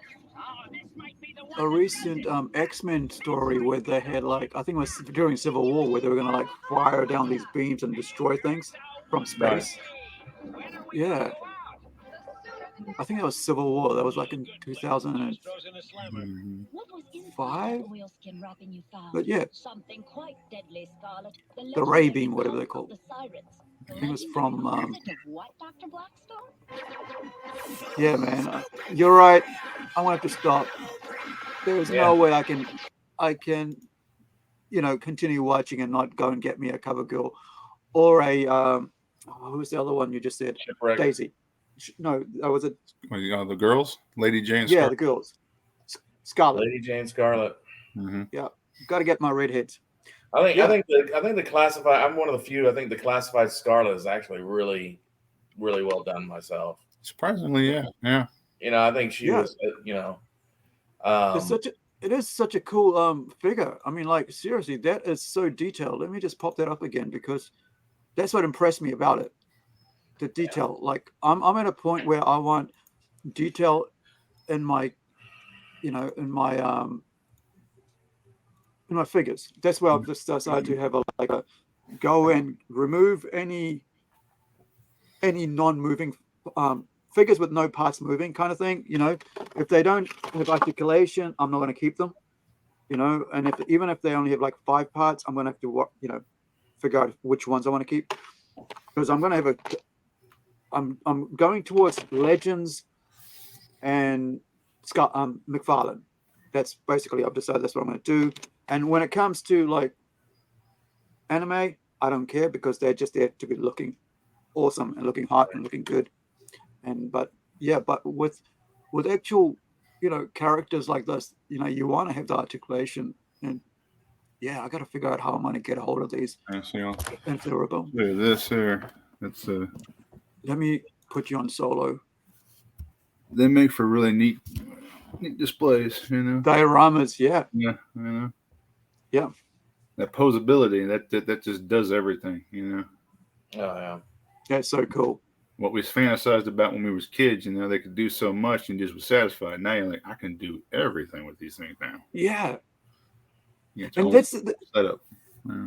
that's the thing we don't think about a lot about, like why articulation is such a great thing, is the fact that it is bringing, you know, it is bringing us to be able to play with them the way we actually wanted to as kids, Yeah. right? If I wanted to have Wolverine move and do stuff, and I really didn't have anybody when I was buying my toys or when I was buying my comics around me, right, who could do that because 2008 didn't have that many figures for it. They should have, but I think they're just like concentrating on books and hardcovers and stuff. But you know, I think I'm actually reaching out to 2080 guys now and saying, hey, come on and let's talk about that whole thing, because it's for us in New Zealand. It's a huge part of our history as kids, and but these classifieds, man, they're amazing. I didn't like, that whole elbow thing that really I mean, the shoulder part here, the fact that moves around, Oh yeah. that is just magic, you know. And it's not. That's the thing. It's not like Barbie, right? Like it's not just arms going up and down, right? And Yeah. it's not like I think was like the other one.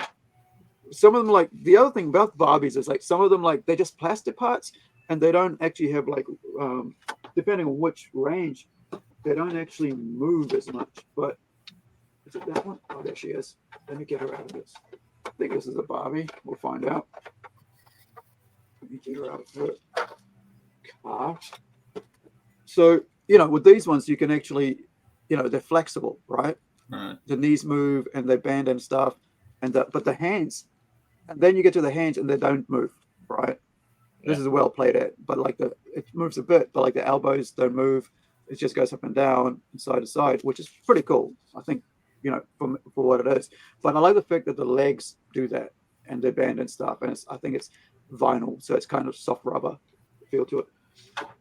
One of the other things I picked up yesterday, and one of the weird things about getting dolls at thrift shops, they always become nude or missing clothes. They don't, like, they're there on the shelf like this because they've all played with.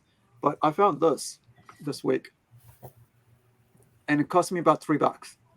I would have paid about 5 or 6 or 7 or 8 because it's Wonder Woman, right? Yeah. And these are like ones like with everything, the whole pack would be the same price as this thing, right? Which is around about $60-$70 because it'll come with all the accessories. And you can see the size there, exactly the same size. Whoops, sorry. Right? Even actually a bit bigger, I think. Yeah, it's a bit taller as well for this character here from Miraculous. And that's like about $60 as a set. But I was able to pick it up on special. Otherwise, I don't like to pay that full price sometimes because I'm more this kind of think like, for that price, I could probably get 3 other things, you know.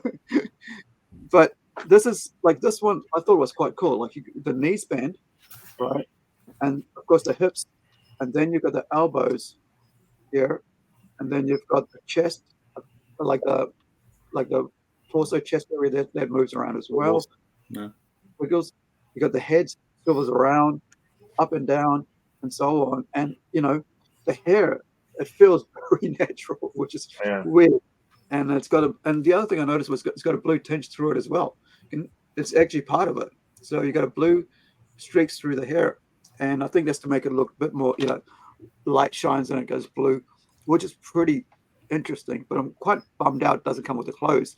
I'm gonna have to keep an eye out if there's at the shop if there's any, you know, there's any clothes for it. But the fact that I got a Wonder Woman doll for $3, you know, I'm sure there's like I've got clothing for dolls around here somewhere. You know, I can put a skirt from here on her, and it'll be like, you know, Princess Diana, Prince, you know, appearing in her evening gown, and it'll be fine with a tiara, you know, showing up at a dinner. So it'll be cool. But yeah, this cover girl is amazing. Like, is it vinyl? Like the jacket and stuff like that. Yeah, it's pliable. It moves a little bit on her if you yeah. I mean you can pull Let me just put you on full. Yeah. So you can open up her jacket a little bit. Yeah. You know? Yeah. So I mean she almost reminds me of Lara Croft, Tomb Raider. Yeah, in a way. Yeah. You know, the jacket and the brown jacket and so on. And I wonder if maybe whoever was designing it, maybe was inspired by that. Well, whoever was inspired Lara Croft was probably inspired by her. Yeah. That's what I mean. Yeah, that's what I mean. Because she came first. Yeah. And I wonder if I can just see what Lara Croft looks like. Just see the similarities. Original boy. You keep showing that, and I'm just going to have a look at why I think I like her pad too. That it looks like it's lit up all the time. Yeah. And then she comes with her wrench. Yeah, the rest is pretty cool. Yeah. And then this gun, this is a nice gun that she a sidearm that she comes with. Mm-hmm. Looks like a Canic. Yeah. But Lift yeah, it up a bit, Stu, or bring your camera down a bit, please. We're only seeing a bit of it. Yeah, higher. So have a look at. I want to have a look at her feet because like there you go, right? Hold it up just like that. Shows the feet. So if you can look in the feet, there are spots for having her stand. This is what I was talking about earlier about complaints about Funko Pop not having stand hold. Oh, You yeah. know, to be able to stand them if they fall over and stuff. It doesn't take much for her to stand on her own. No, Yeah. You know, I mean, I'll put her on the laptop here. Yeah. So you can see her a little bit. But yeah, but it's a good design, right? When a toy can stand up on its own with just a little bit of fiddling, it's a good design because the weight is right. Right. All through. Oh yeah. Yeah, that's impressive. I'm glad it's such a great quality toy and design's really cool.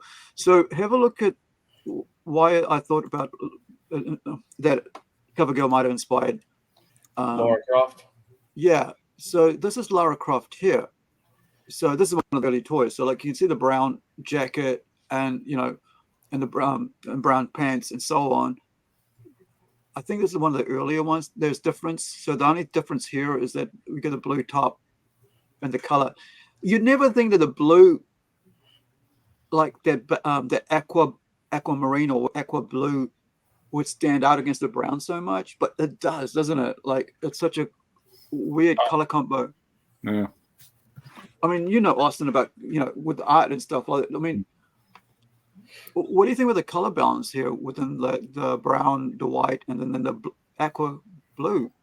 The jacket itself that she's wearing is what's kind of making everything thrown off. When you take the jacket off and she's got just the tank top and the shorts and everything, it actually balances out a lot better. Yeah. What you traditionally see her wearing. I mean, right. So this series is not a common look for her. It's not the standard look. This is just hey, let's put a jacket on this one kind of thing. Right. Let's yeah. so that's like what Wolverine. Traditionally runs around in the blue and yellow or the brown and yellow. You throw him in something different, he kind of sometimes gets thrown off. Yeah. So there's this one, like, and you're right, like it balances. You can tell, you can tell straight away who this is because just that brown and blue aqua top. It more of a trademark symbol for her. Yeah. It's those colors. Yeah, that's what I wanted for when we were doing like Incredi-Girl, right? Like early on, we had like the silver on the top, and I was like, the silver for me, it's a traditional look, right? This goes back to what we had like a '90s kind of costume or '80s costume for her, and I was like, but red, white, and blue, that's kind of like on a flag, right? Because we're British colony, and so there is that. Then even our stars are white on our flag, if I remember right. So red, white, and blue, and I said, like, well, that's American colors as well. It's also French colors, but I kind of how do I make it look like it as her own identity on her own? Even though she's got those colors, what will make her stand out? And I think looking at all the IG logo, the circle G logo that I actually did, it took me 2007 till 2018 to get it right until I was happy. I changed that. It was a triangle, it was circle, it had all these different things. I've got all the stages of changes I've done for the logo. And when I first decided to do it, where she doesn't have a logo. There's no, she's not a superhero character, so there's no need for her to have a logo, but she's got iconography.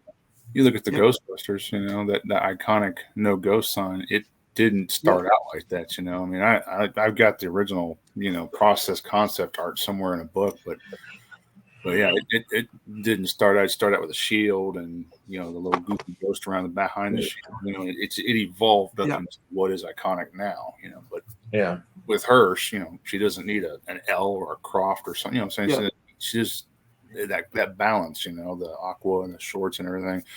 Well, I think what they did, what I admire about the Laura Croft character and the way they designed her, it does kind of look silly that she's wearing like snow boots with short shorts and a tank top. Yeah. But if you break it down in what she was doing and where she's at, she does need some sort of a boot. Mm-hmm. Doesn't need long pants because she cook herself to death. Yeah. And having just a tank top to do what she's doing makes a lot more sense. Yeah. Just break it down to where she was at. I'm one of the I like the Angelina Jolie movies. Yeah, they were good. Tomb Raiders. I think that was a very good rendition of Tomb Raider. Right. When they first came out, I thought that was a really good idea. Yeah, it was done pretty well. Yeah. Yeah. She was. I mean, that's probably one of the better looks for her, and like it was action packed, and of course, Angelina's hot, right, and like there was a real cool balance to her, action and stuff, and her scenes and stuff. Like it was just so, there's this thing right now where you have to have ugliness in your female characters, which I find disgusting, to be honest, as as a fan of those characters. But I think, they're trying to do something with the latest iteration of Tomb Raider, of Lara Croft, to actually make her look ugly as well, so that you don't have the male gaze, right? It's like, okay, cool. Keep your movie. We'll just go back to the games, and we'll just go back to the comics and to the toys. Know your demographic. Who was playing the video games? Yeah, it was guys.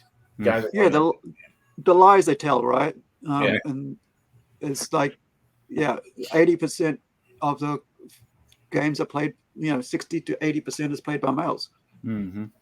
And so and they say that females play video games. They do, but they play the mobile games. Not the majority of them, as the numbers that males play actual video games. Now, this figure that you have right here on the screen, that would be cool to have in the shop. That'd be a cool figure to have. This is from. Let me just. Now, is that more statue than figure? Because it doesn't look like it. Yeah, it's a statue. Okay, it's definitely a statue. So this is just a vinyl figure. Yeah, it's a statue. Mm-hmm. So this is New Zealand. So it's a $50 figure. We can say it's just there's no movement or anything. That's just her with her. Mm-hmm. Yeah. But I mean, imagine that being like a 1/50th or something like that, or that big sitting on the shelf, really cool. And then all around her at the back of the shelf, you've got the graphic novels, you've got the games. It just sends it off, right? And you got a couple of posters there, and then Austin's there going, so we're gonna have I'm gonna do some artwork. So I would like to. Would you guys gonna promote this toy for Stu here? Here's some. Would you like some personal pieces of little cards with Lara Croft in it? How about draw you into it? And now you got a whole scene going on, right? And that's I think this is. I recently watched a short movie, a short film of Lara Croft. What's the guy? What's the guy on the video game? Oh wow. He's a. They just made a movie about him with Tom Holland and Mark Wahlberg. Uncharted. Oh, was it? What was like is it the actor, or are you talking about the collector? So I was watching a YouTube short film. Yeah. And it had the characters from Tomb Raider. It had Tomb Raider Lara Croft. It had the main character from Uncharted. And it had Antonio Jones doing an adventure together. Are you talking about Antonio Banderas? What's that? Are you talking about Antonio Banderas? No, on Uncharted. No, the video game Uncharted. From PlayStation. The movie? Are we talking about the movie version character you're talking about there, or are you talking about the actual Um, I'm just saying that they did a short film on YouTube, and it had Oh, those right. characters in it. right, a The crossover type thing. characters, not the actors, the characters. Gotcha. Yeah, it had some unknown girl playing Tomb Raider, some unknown dude playing the Uncharted character, and some unknown guy playing Indiana Jones, and they were doing an adventure together. I just thought it was a cool little video. Right. You know, might want to look at, check it out Yeah. at one point. It's, but the cool thing about it was, out of the group, Indiana Jones was the one that was just kind of like, all right, guys, calm down. I've been through this a couple times before. Okay. He's used to it. I got you. Yeah. All right. Let's have a look at this. So I think I found it. Hopefully this is the one you're talking about. Is this it? I don't Stu? know. Yeah, I think that might be it. All right. Let's have a little pop.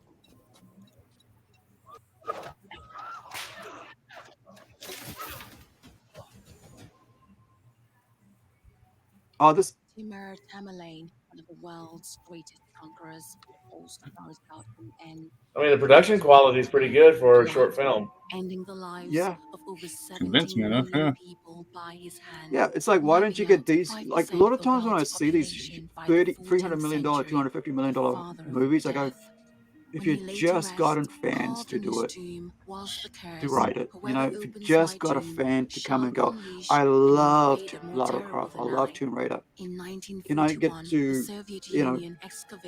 maybe give you an idea of what I think? Hours Yeah. Hitler's troops invaded. When Tamerlane's body was returned to his tomb, the war ended immediately. The curse had been lifted until now.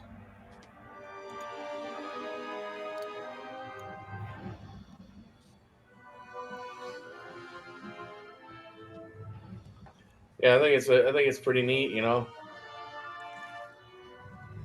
Sorry, let me just grab that. I just needed to grab the title of it.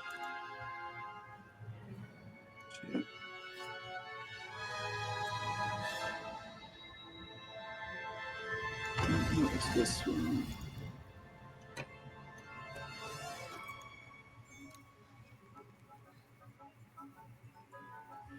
They could have taught her how to shoot a bow, though. That'd have been nice. Yeah, it's just the way she's holding it, right? Yeah, it's like, no, that's not. You're gonna hurt your arm. Yeah. They expect to see you here. Is it the Uncharted dude? Yeah. Jake, I think, is his name in Uncharted. Yeah.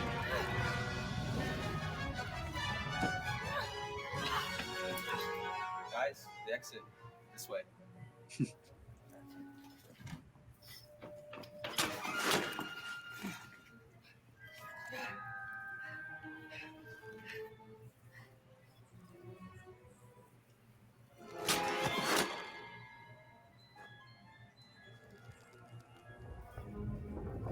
So basically, they're all Tomb Raiders, right? Yeah, that's all. That's what it is. They're all Tomb Raiders.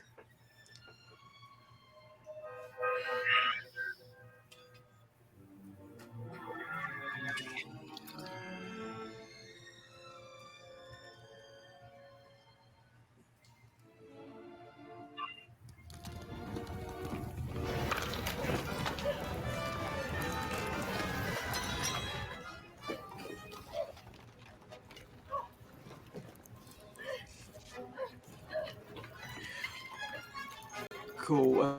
I think it's enough. I don't want to take it away from those guys for creating this. It's just such a cool, worthwhile watching. Yeah. There's some really great fan films made that really pushes the boundaries of what you can do on a low budget with dedicated and really staying true to it, Yeah, that just dedicated people to their fandom, and love for the actual IP, and it just puts people in the in the studios to shame, in these multi-billion-dollar studios to shame, because it's the it's two things for me when I see somebody that does something really good on a shoestring budget. Yeah, it makes me angry at the studios. Oh yeah, that they can't they didn't have enough forethought to do what they did here. There's the one thing that comes to mind is when they reshot the battle between Obi-Wan and Darth Vader, or the guy that took the clips of Episode 3, Revenge of the Sith, and intertwined it with him talking to Luke Skywalker about how Darth Vader, betrayed and murdered your father, and what he was talking about and what he was thinking about during that scene.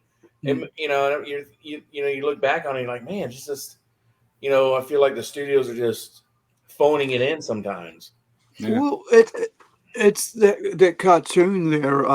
Like there's a cartoon that was shared on Facebook, and it had like these two guys sitting in front of this executive at Hollywood, and he said, "Oh, we love this. This is so original. This is so much fun. It looks amazing.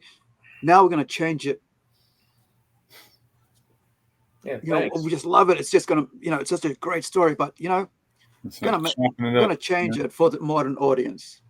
It's like, yeah, you've taken everything that we love about it and said, here's the rubbish. It's like putting out like a naked, putting out a naked freaking doll, right? Here, this is what you want.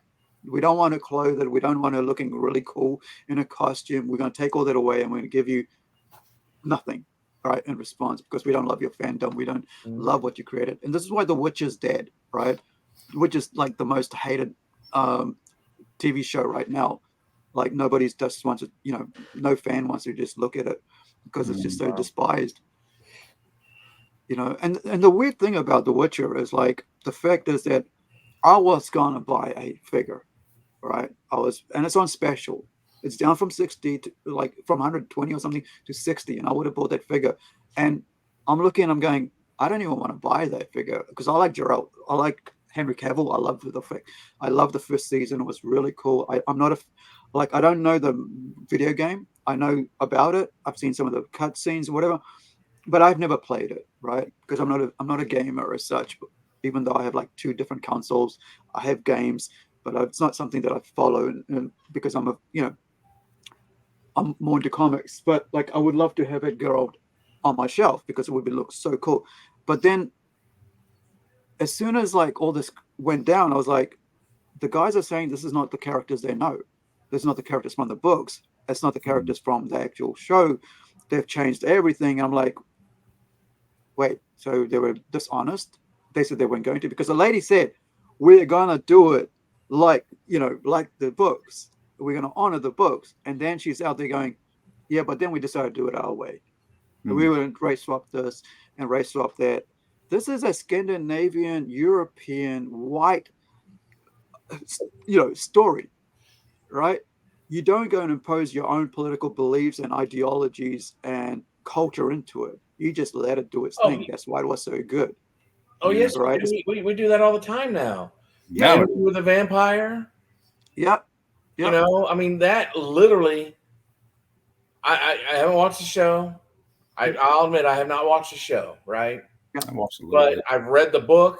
I watched the original movie, and Louis going from being a white plantation owner to a black man.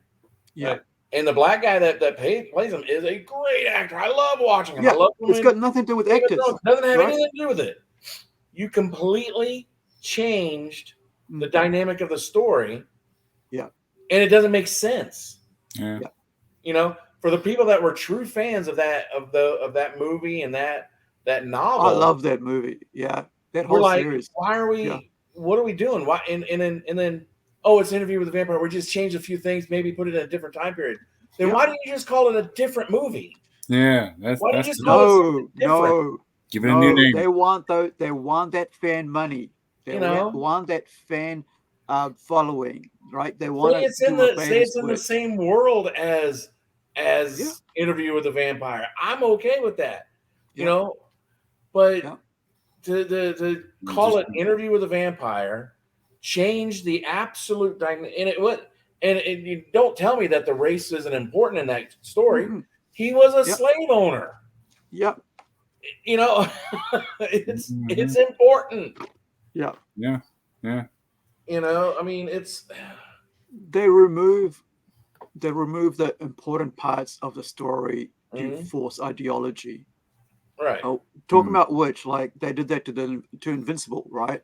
With the character change there, and I think it was Robert Kirkman or somebody said, "Oh, you got to understand, there was two dumb white males who wrote this in the 2000s," and I'm like, what? It made me so angry. I was so wild when I read that. I was like, you have to, you know, I don't follow Invincible. I never read the comic book. I have a friend who has them all, but you know, and so you disloyal thing, right? You disloyal, horrible people who took what was great because it was great for what it was, and you change it because you think, because it was written by two white people, white old man, whatever.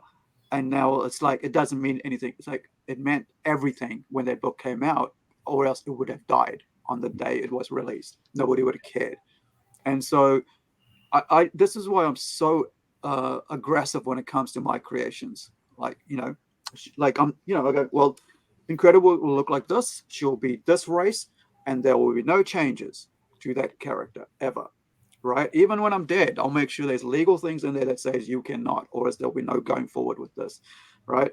Because I'll make sure that nobody can change what I believe about my character. I have other characters that are Indian, that are Maori, that are Asian, they're mixed race, they're European, because those stories are written for those stories. It's really infuriating when they do something in a property that is diverse.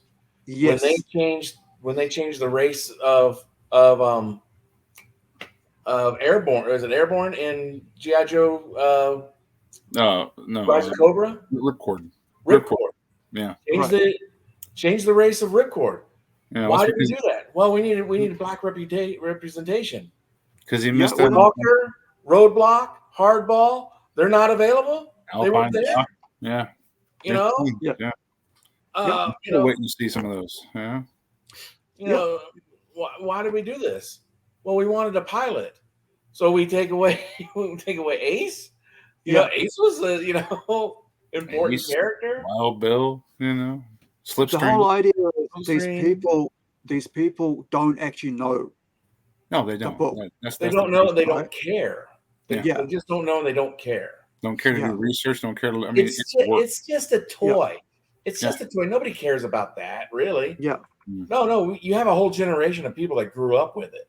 They have a whole generation of people that made their own stories, read the comic books, watched the shows religiously, and then you come in and you slap us in the face with garbage, tear it to shreds, and everything. Yeah, just and it's insulting. It's insulting, especially when you have something that was created in a time when it wasn't popular to be super diverse. They created a property, then they made sure that it was diverse. And they made sure that you knew that each character was just as important as the other one. Yeah. And that's what they don't get, right? That's what I mean. Like, they don't realize that when we were talking about just before about CoverGirl, right? Strong female character that was there in the 80s, right? Yeah. And that the whole idea that they think that we need to now change our characters to look like men, to behave like males, because we need strong female characters. But like, we've always had strong female characters, right? Alan Ripley's probably the first ones I ever actually, as a child, right? Probably 11 years old or something, when I saw Alien, right? The Boys and Aliens, I can't remember which one was the first one that came out on TV. And I've never felt anything less of her, like, because strong female character, great, like even my character, she is I guess you could call her a strong female character. She's just being a female, right? And a hero doing what she has to do. She was being in Aliens, she was being a mom. She was what I expected my mom to do when she got in that machine and she says, "You get away from her, you bitch." You're like, Yeah. oh, Yeah. that's. I can see my Yeah. mom saying that. I can see, Yes. I may have seen My my mom did say that. something like that. Yeah, my mom. I was bullied at school, right? So I remember mom specifically. There's one thing that really sticks in my head.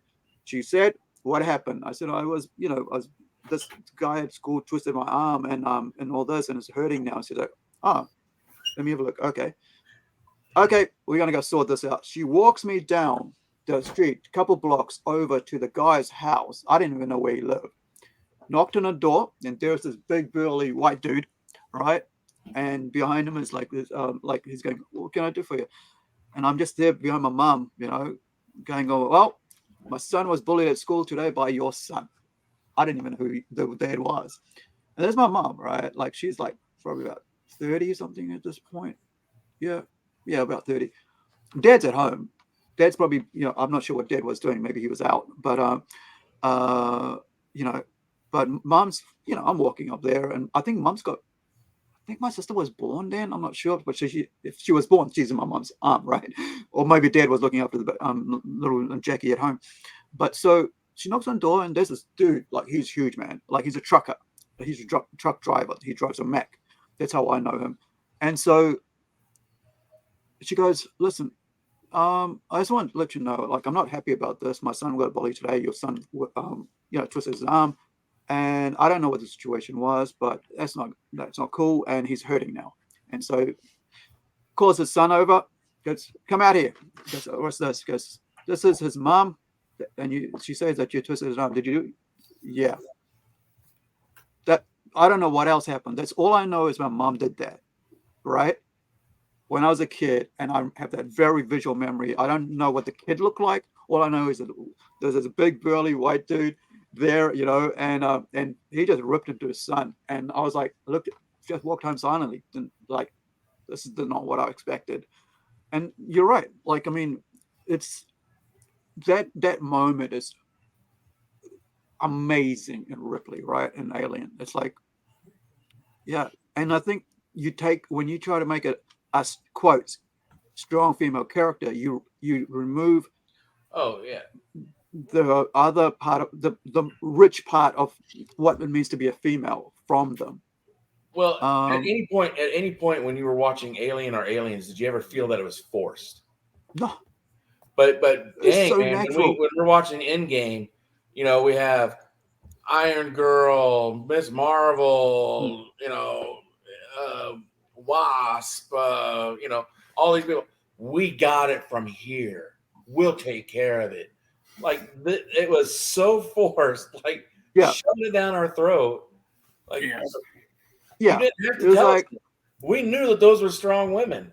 We knew it from the beginning. You didn't. There was no need for that scene, other than to say, well, we don't need you, Spider-Man, to take care of this. So like last month there was an interview with so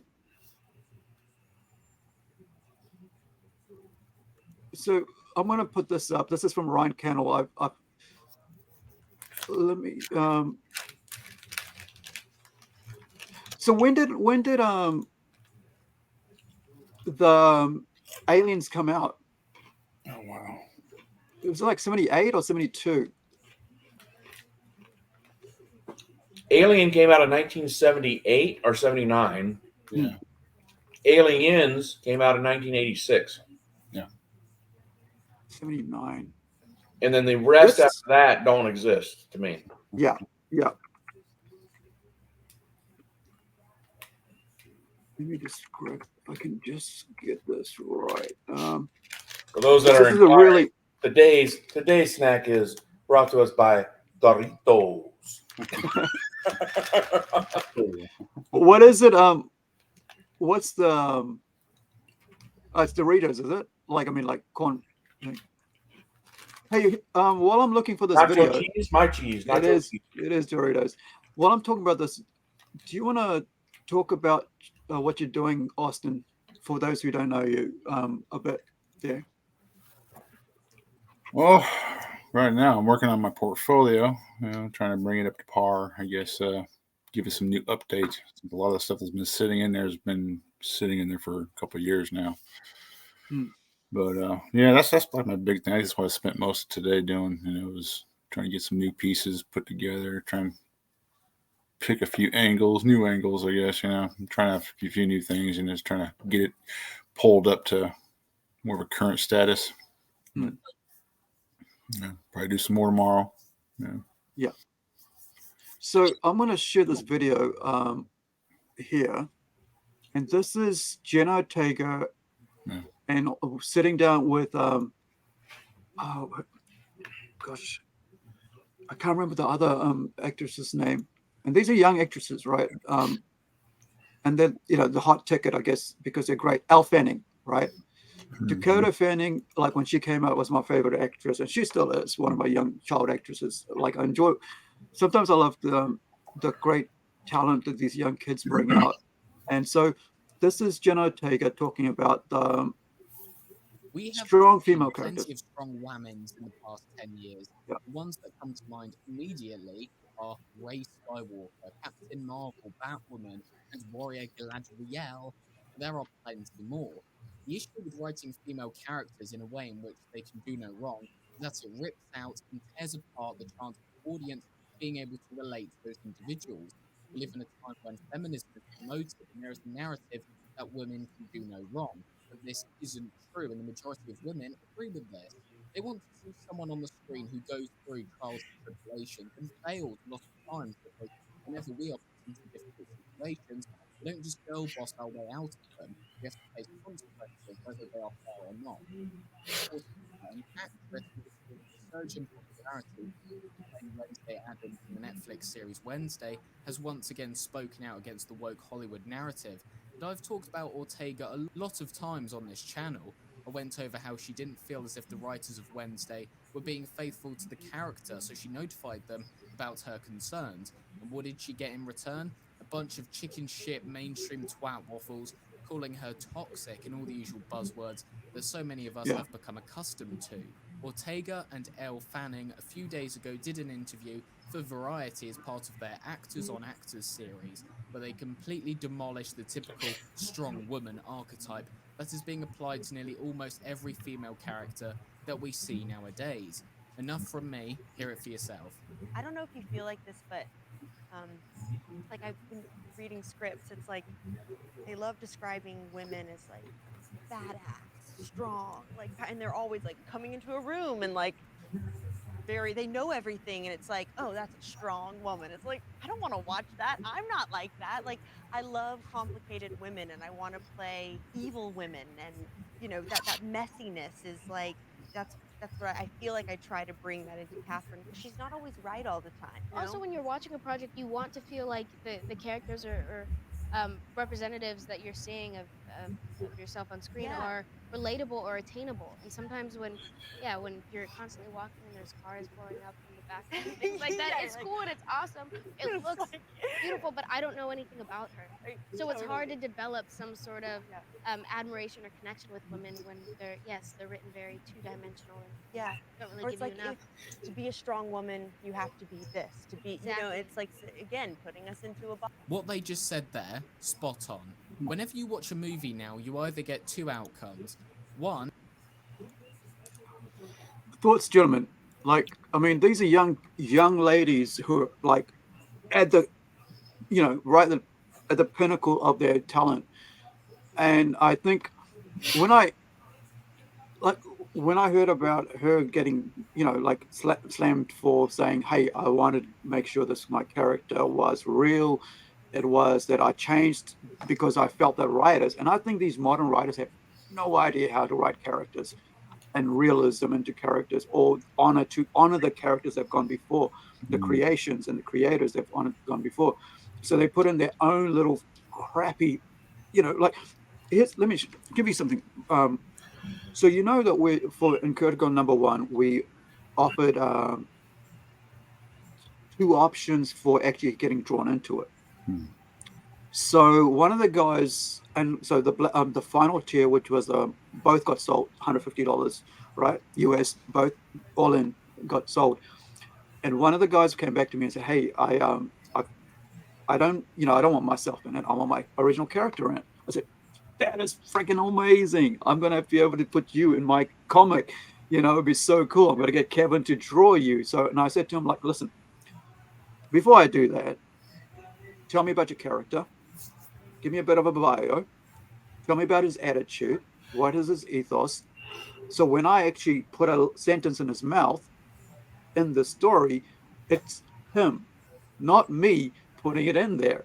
Right? Because this is the first time he appears in my comic book, but it's not my character, right? So if he's not my character, I can't be disloyal to that character, because what if, that one sentence is what like brings people to love that character when they first see him in my book, or destroys that character, because there might be some way I write it that might be like not his ethics, not his morals, not his what makes that character the character, right? And so I sent that email back to him saying, "Look, I'm not going to start writing it until I get something back, right? And then I'll go and look at the right page to put it in, or the right panel to put that character in, because you created an original character, and you're allowing me to use it in my book, and you're actually paying me, right, to do it.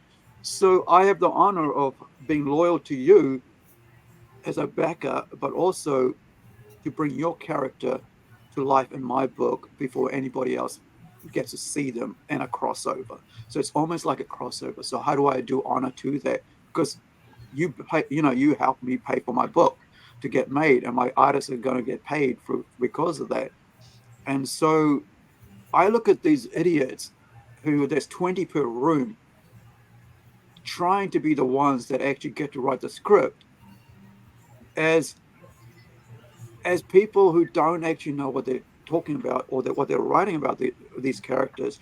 And you have to have someone who's out here like Jenna, spends hours or days or months watching all the videos of movies, reading all the books and stuff, trying to get into the head of this character. Because if you're not doing that as an actor, you shouldn't be getting the job, right? So because this is your dedication to your art, like your method acting or whatever the stuff you do. Because I've come up as an actor, I've done acting myself, and I've had to go into and look at the characters that I've written, how I would do it, right? When I've had to play Jesus, or when I've had to play, the Simon, the villain, or or whatever, or if I had to play a rat, right, a rapping rat, I had to, look at the movements and how I'd move and everything. So I understand acting. So when I look at these guys writing these fly by night episodes based on iconic, beloved characters, I grew up on Wednesday Addams, right? That whole Addams family, or as a kid. So to see someone like Jenna be so loyal to her craft and to the character amazed me. So when they went and slammed her, I was like, you morons, you have someone so dedicated that has lifted this series from being a pathetic, 5 out of 10 on IMDb, hardly watched, to iconic, where their dance moves are based on her, right? Where they love this character so much. If she hadn't if she hadn't dedicated herself to be that strong about and being vocal about it, and she's young, right? Young girl in a room full of adult males and females with, $1 million signs behind them, whatever, studios backing them, and here you have to do a job, yet she feels that this isn't going the way the actor's supposed to, and she puts her head out there, and they chop her down, right? They're out there straight away, they chop her down. The writer, who probably is the most useless piece of, whatever, writer in the world, doesn't care for the character, feels like, oh, he's got his fingers, wrapped, and now he's got to go tell mommy and daddy on the internet about it, so that mommy and daddy can turn on the little bully, little girl who she didn't even name anybody. If I was her, I'd go, that was that guy. But he named himself, right? By coming out and saying, yeah, it was my useless writing. Now look at her. She thinks she's stupid. It's like, yeah, I just feel like if we have these actresses coming out, there will be the Ripleys, right? There will be gosh, I can't remember actress name. Who played Ripley? Sigourney Weaver. Yeah. Weaver, right? And she will be from Terminator, right? That character, Sarah like Connor. so these big, huge actresses, like they're so powerful, they were just given movies to work in all the time, working, right? And these are the stars. These are our young up and coming stars for the next generation of the next 50 years as they act. These will be our Judith Collins, right, and so on. These amazing actresses that we remember forever. But all these other writers, we just know them as like the idiot writers who just had a go at writing something and failed at it, and they're basically passing the night. What is it? Train by night. Passing the train at night kind of people. Yeah, ships in the night. Ships in the night. Yeah. And that's the same with like you're saying with the G.I. Joe thing.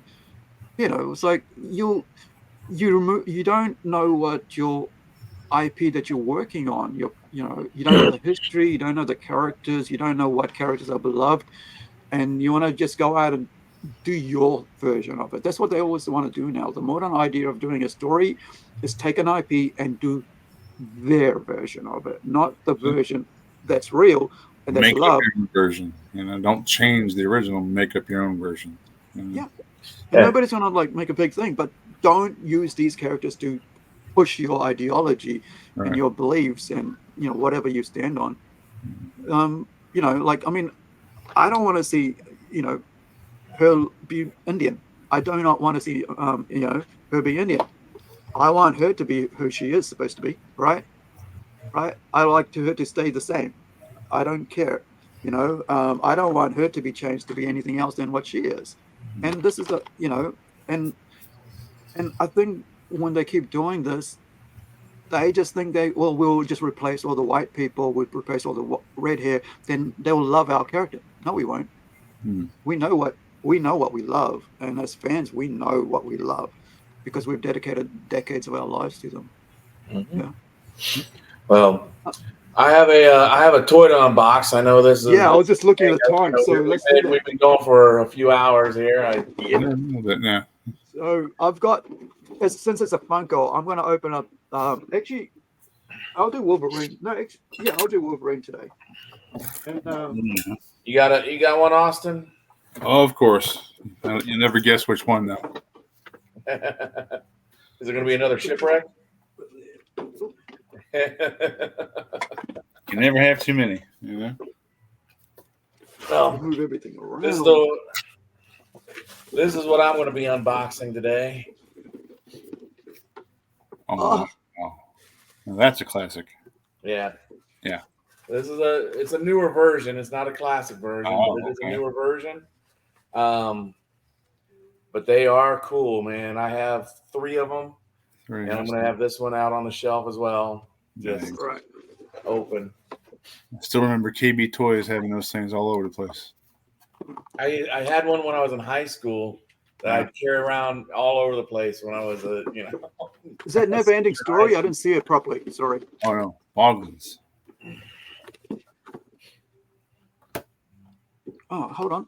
Let me get a zoom in on that. So, what show is that from? I'm kind of lost. It's here. not from a show. It's just it's called a Boglin. Puppet. They're still puppets, right? It's a puppet. Yeah. Oh. So yeah, there's okay. Puppet hole in the back. So all right. This is what I'm going to be opening. All right, let's get you to do your thing then. Oh, the other way. Hugo Bones. It's not going the way. Hugo Bones is his name. So this is pretty cool. He comes in a cage, and his cage opens. Nice. His settings. Let me. Yeah. It's pretty neat. Layouts.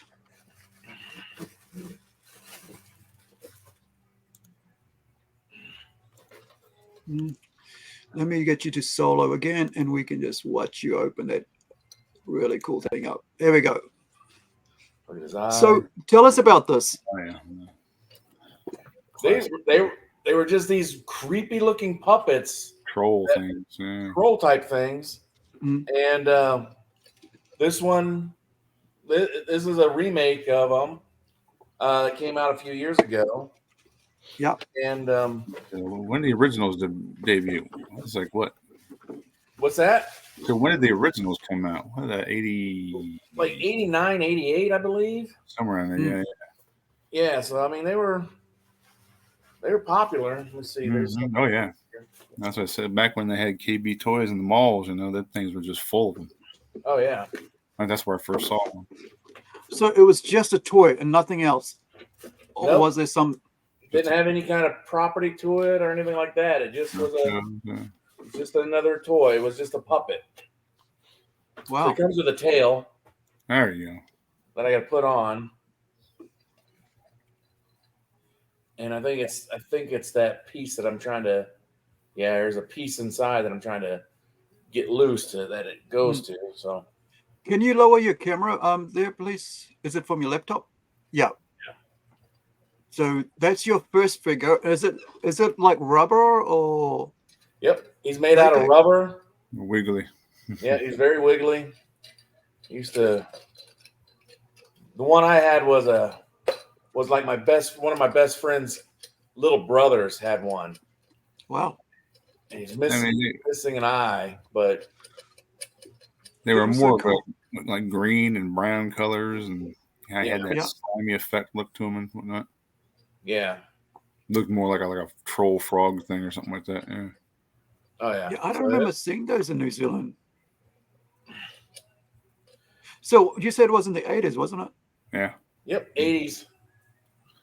Late 80s. So yeah, I mean it was pretty neat. I didn't have them when they first came out. I got one later on. Right. But I mean, I took him everywhere. I remember taking him to Disney World, and I was actually chosen for the Indiana Jones Stunt Spectacular because I had this thing on my hand. I put it up in the air, waved it. It wasn't this one. I had the green one. I had the green one that was, but yeah, brings back memories, But yeah, this is the Boglin. This is a Boglin. So they're pretty cool. So I'm gonna put them together. I'm gonna take them off screen to put them together because I got to put the tail on. So and I got to get another piece out of the box. So whoever wants to go next. Let me see. Get out of there, and I'll go next, and then I'll have I will have Austin go after that. So this is the first time opening of this. This has just been sitting on the top shelf on the. This is a Zombie Wolverine from 696. So Funko, because we're talking about Funko, Jess. I thought I'd open up a Funko. So it's a giant, right? So it comes. It's a bobblehead, which is really cool. I didn't even realize it was a bobblehead, right? So there you go. Look at that. Look at this giant little thing. It's like it looks just as creepy as a boglin. Let me get this on solo so you can guys see this. In all its glory. Look at that. Man, that's pretty cool. Like his the rib cage. Yeah, I'm just so glad I got it. Like now that I can, see the fact it's boggle. It's hollow. It's heavy as like really heavy. It's thick. It's like I think it's about. It's a 5 mil thick plastic. You can see there. It's pretty thick, and some parts are thicker than the others. You got the toy, like the teeth, pointy, monster teeth. And what's that? Sorry, I say his adamantium skeleton showing through. Yeah, that's so cool. I was just looking at it before, but like, yeah, bony arms. And it stands up, right? So let me just show you there. Hopefully this doesn't do anything, but it stands up. Right? There you go. One that actually stands up. It's weighted really well. So yeah, nice. It's so now I'm going to display it without the box. I'm probably going to get rid of the plastic and just have the flat, flat box sitting somewhere. But I think it looks cool out of box as well. For like a lot of Funkos don't, because they look similar to everything else. The fact that this is a zombie version, it's got the decay and everything, like this. You can put a finger through the ear, right? Earpiece there on the mask. Yeah, the wear and tear. Oh, in the back, the green ooze. Rotten flesh. Yeah. Let's see if I can focus it. So you got this on his rotten flesh coming off his I can see there his wrist is showing the metal over the bone, right? And I would have loved to have seen a bit of the leg exposed as well, right? The calf, kneecap, or the hip, or the back of the hip bone, something like that, or rib. Maybe the skull, right? The skull would have been really cool as well at the back, but you've got some in the front here, which is pretty cool. Yeah, so that's its pit. But yeah, so this is the blue and the yellow, which is supposed to be the main costume they're going to have in Deadpool 3. So which now is on hiatus because of the strikes. Yeah, I have to see. Yeah. So, but yeah, I'm just glad this stands on its own. It's good to have a figure that stands on its own, and the weight is really good. So let me just put this up here so you get a better view of it standing on its own. Well, maybe a bit higher. Next week, I'm going to talk about board games. So we'll, if you guys have any board games that you want to like, I'm going to be doing a board game opening, which will be this. I haven't opened it yet, but the reason I've been buying board games recently and over the last year or so is because I'm looking at creating a board game crossover with a comic book. And so I've been getting a whole bunch of like secondhand, like clearance item board games. And so I can learn how to, write up the concept of the gameplay and stuff. But this is so cool, right? How you going there, Stu? Big Stu? I got them together. All right, let's see yours. I showed you mine. Right. Let's get you on. Let's get you on solo. And his tail. Yeah, there we go. Yeah. Actually, to be honest, I think we might now that I've seen with the tail on, I think we might have seen that come here in New Zealand. Yeah, it's didn't last. I don't think it lasted long. Yeah, because I don't remember anybody having it though. Yeah. Oh yeah. It's the paint job that makes it look different, really. The eyes move back side to side and everything. Yep. Do you have to actually do that yourself with the eyes? Wiggles. Yeah. Okay. Yeah. And then there's so cool. They can go up and down too. I think it's just my hand's not quite as small as it used to be. Yeah. So how much do one of those figures go for? I'm selling these in my store for $30 a piece. Okay. So it's around about 50 New Zealand, 45, 50 New Zealand. I've got two more. I got two more in the box on the shelves. That's basically for the price of I think a high end, not a high end, but like a large McFarlane toy here for us. So it's not that bad pricing. So I have this one. Oh, is that a girl? I don't know. You have to lift up the tail. I guess. Buggins are different. Yeah. Yeah. So that's King Dwarf. King Dwarf. Yeah, so that's a male. Yep. And then I have this one, which is the cage, like the box cage looks awesome. Little pumpkin. Blobkin. So this one and the white one are Halloween based. Oh, okay. Right. Yeah. Okay. So, and then the white one glows in the dark. Oh, wow. Nice. So, yeah. That'll creep someone out if you don't realize it's there. Oh, yeah. If it glows like outside the bathroom door. Cool. Yeah. Or leave it on the floor behind Mum's room. at mom's door in the bedroom. Something like that. Yeah. So yeah, he's gonna be with me for a little while. I'm gonna play Cool. around with him for a little bit. Yeah. I like, these were always fun, man. When I had them when I was a teenager. That's when I was messing around with this. When I was a teenager. I didn't get one when they first came out, but yeah. No, right. That's the fun part about like being able to be, get back your old, toys you had before, or you were interested in getting, or like toys you lost that are re-released later on. Right. So these are like recent releases or like reissues or. So the guy that made them, he owns the property. He owns a license for it. So he came out and reproduced them for a short time. So you should be able to. You still can get some new ones, and they're not terribly priced. They're not overly. No, they're not. They're not overly priced. I mean, I didn't spend $30 a piece for them when I got them at the Joe convention, the G.I. Joe Fest. Oh wow! During the swap meet. So was he there, or no? Did you just somebody have it? Another vendor had them, and I got them from there. He had 4 of them.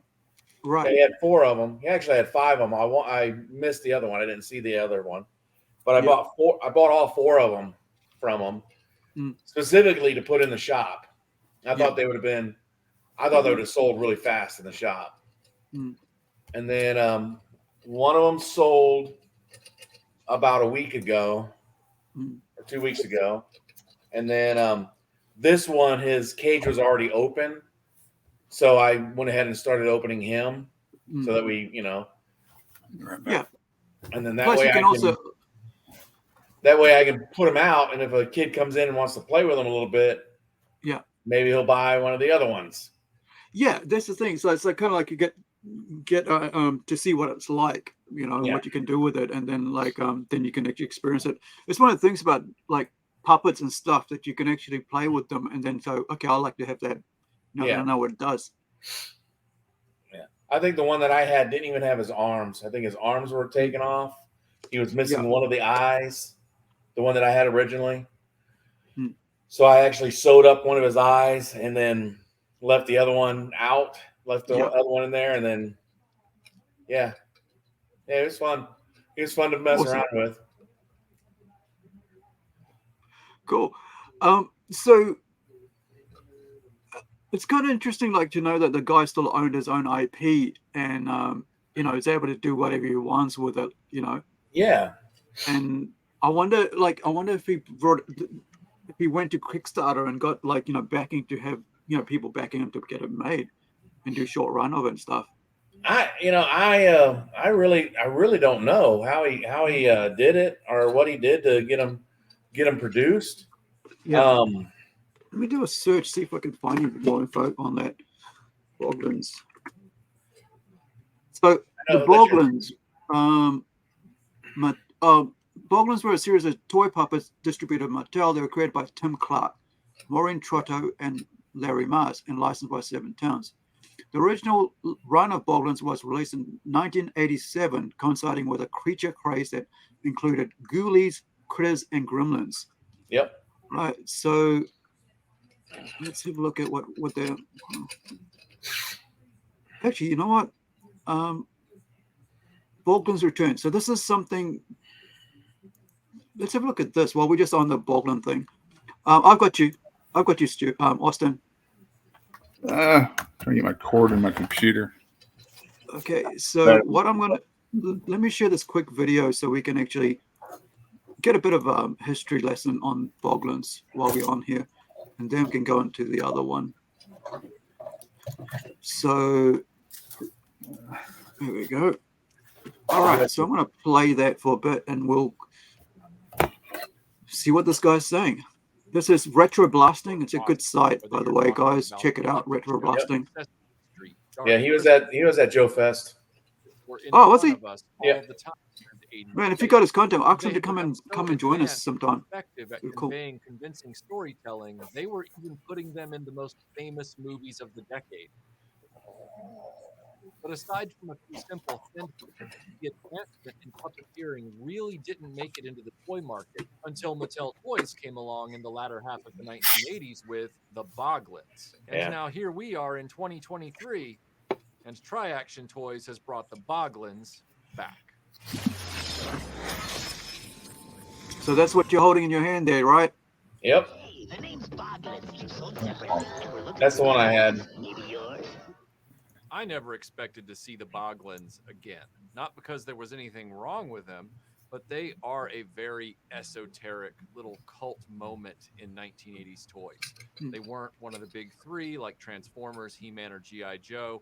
They weren't even really like a franchise toy. They were a true toy in every sense of the word. They were something that you buy to play with at home that doesn't necessarily have a kind of continuity or movie or anything to it. It's just a pure engineered toy for fun.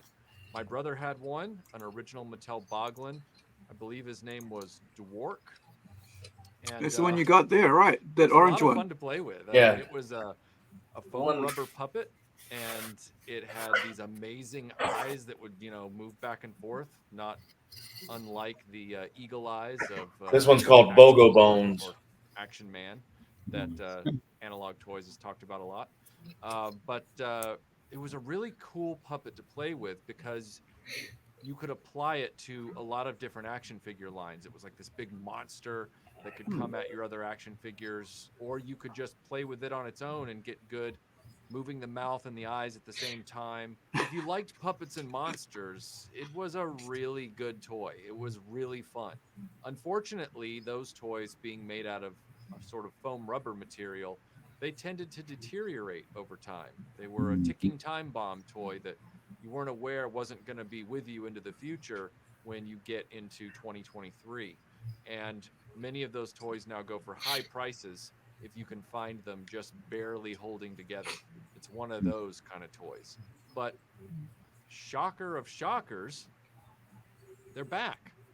And they're back through Tri-Action Toys now rather than Mattel. The same designer, we interviewed him for Iconicon. I'll have a link to that video at the end of this video. But the original designer has come back, and they are making brand new Boglins. They are the same size, they are the same concept, totally the same idea, just made out of better materials. So this Boglin is one of the ones from their Aliens line. They have your traditional Boglins that have come back out. So the characters like Dwark and there's a few other guys, they're all back out again.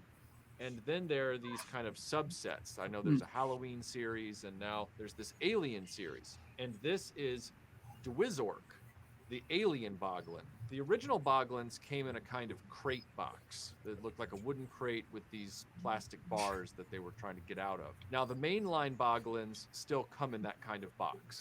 This Alien Boglin comes in a more sci-fi box that looks almost like a... Right. You guys can watch the rest of that. And that's retro blasting. So one thing I wanted to ask was the bars, were they plastic on that box, or were they They're wooden? plastic. I mean, not plastic. Sorry, I was thinking it was paper. But that's pretty cool, right? I mean, it's a good way to display them. Yeah, it was. And what it did was the way they made it was once you take it all apart to get everything out of it, you see my box is all apart. They made it where you put it back together again so that you can have a place to store your Boglin. You guys home. Yeah. And the cage does. Yeah. Cage opens up. Awesome. That's so cool. Yep. So yeah, I can shut the. Pardon me on my camera work here. I can't quite do everything in. I think we're good. Only my pet monster. Pet monster? Yep. My pet monster. Right. So yeah, I think I remember that. Yeah. So if I wanted to go back into the cage, I just It's like a dog's cage. Yep. Yeah. That's Night, cool. night. Put him to bed at night. Yeah. That's cool.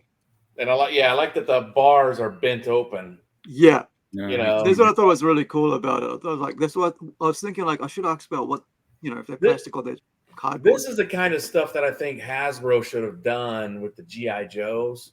Yeah. When they did the plastic free boxes. Yeah. They should have made them more interactive so that the in-box collectors had something and the out-of-box collectors had something to do with that box. And you can still see it. Instead of just throwing it away. Yeah, that's what I mean. It's the recycling person in me. Like, I like to, conserve stuff and recycle. So I don't like to throw in my boxes. And I think that's a great way of being able to do that without having to throw away your boxes and, reuse them. Right. All right. Let's have a look at what big Austin's got for us. So you've got the classifieds, Austin? Yeah, and it does not have the window like we discussed. It's the legendary windowless packaging, which can always be a problem itself. And honestly, in my opinion, I don't understand it because you're still seeing Transformers that are being sold right now. Yeah, and they've got the open package, and they're still twisty tied and everything, but you can still see and actually touch the figure. I'm like, why can't you do that with these guys? No explanation as to why. So I've seen in videos before, guys said he hope he doesn't get open up a character and hope it's not a potato inside because you don't really know. Yeah, it's like where someone's stolen it and left right. Something else there. It's always a surprise. Yeah. And, look, lo and behold, it's shipwreck. Yeah. You actually have the proper one that you're supposed to have in there. Yeah. Get him out in a second. Here's the other part of it, which is their little. Oh yeah, this is the cool part. Yeah. 70. So are they numbered? Yeah, they are. Man, I don't even know what count they're up on. They're up on quite a few now. Quite a few of them now. Yeah. Of course, we had to wait for number 70 to get shipwrecked. Let's see. Open that up. And you get the more non-plastics. Packaging with the logos on it. So is that paper or is it plastic? It's paper. Yeah, it's paper. Right. Scissors or whatever. Right. I'm like I said, I still have a lot of the old boxes. I got a couple of them, from back in the 80s still. Again, I collected the boxes because the artwork, So I'm delicate about how I open up most of the stuff. Yeah. Kids are like, just rip into it. I'm like, nope, don't do that. Yeah, exactly. There's a little rope. What we got here's a classic gun. Yeah, it's cool. 6-shooter. Yeah. What is it like? Is it the pirate Flint action? More right. Pilot. Right. Yeah. Of course, you got a little hook.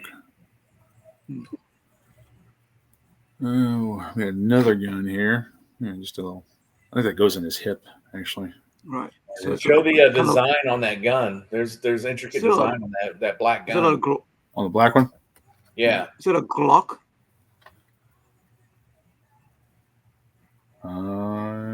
What is it?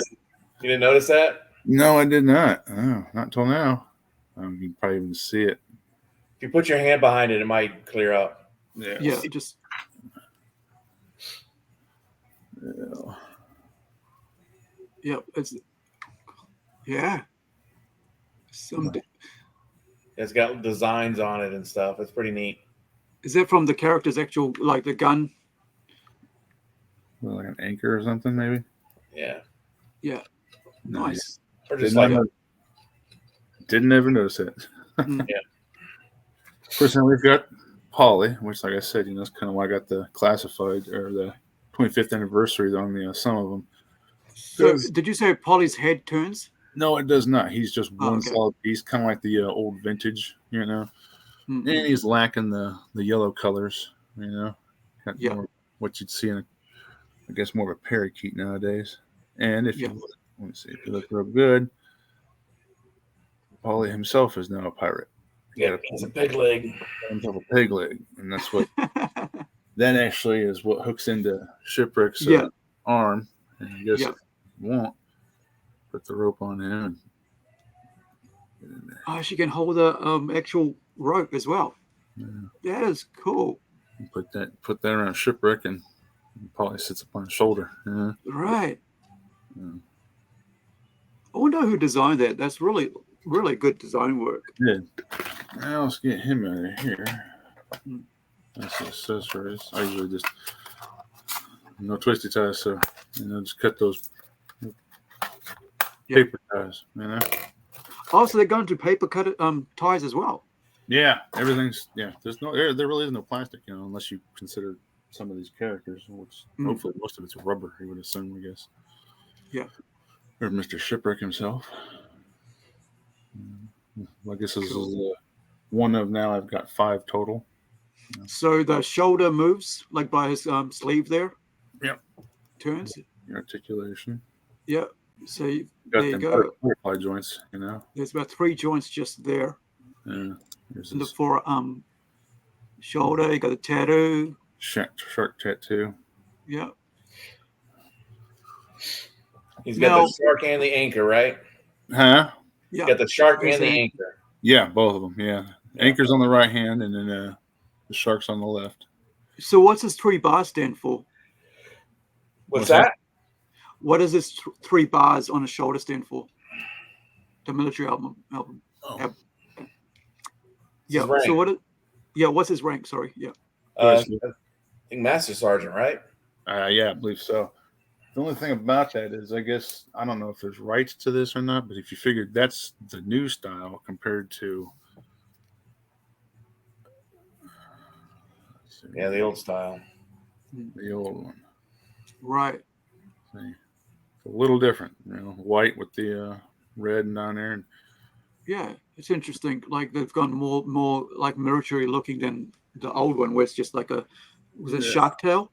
Yeah. Interesting. He got his holsters, and you can hold. I think the hook goes in there. So is that a 6-inch or a 7-inch? These are 6. Yeah. Right. That is so cool. Yeah. This anchor, grapple hook. That's what it is. No, it's a grapple hook. Yeah, yeah. There's a grappling hook. Gun goes in there. Yeah. See if we can get that to go up. It goes in the holster there. Mm. I think the more the pirate gun here, it goes in that back holster. Right. So, depending on how you want it to go, or avoid his arm or whatever, Yeah. Cool.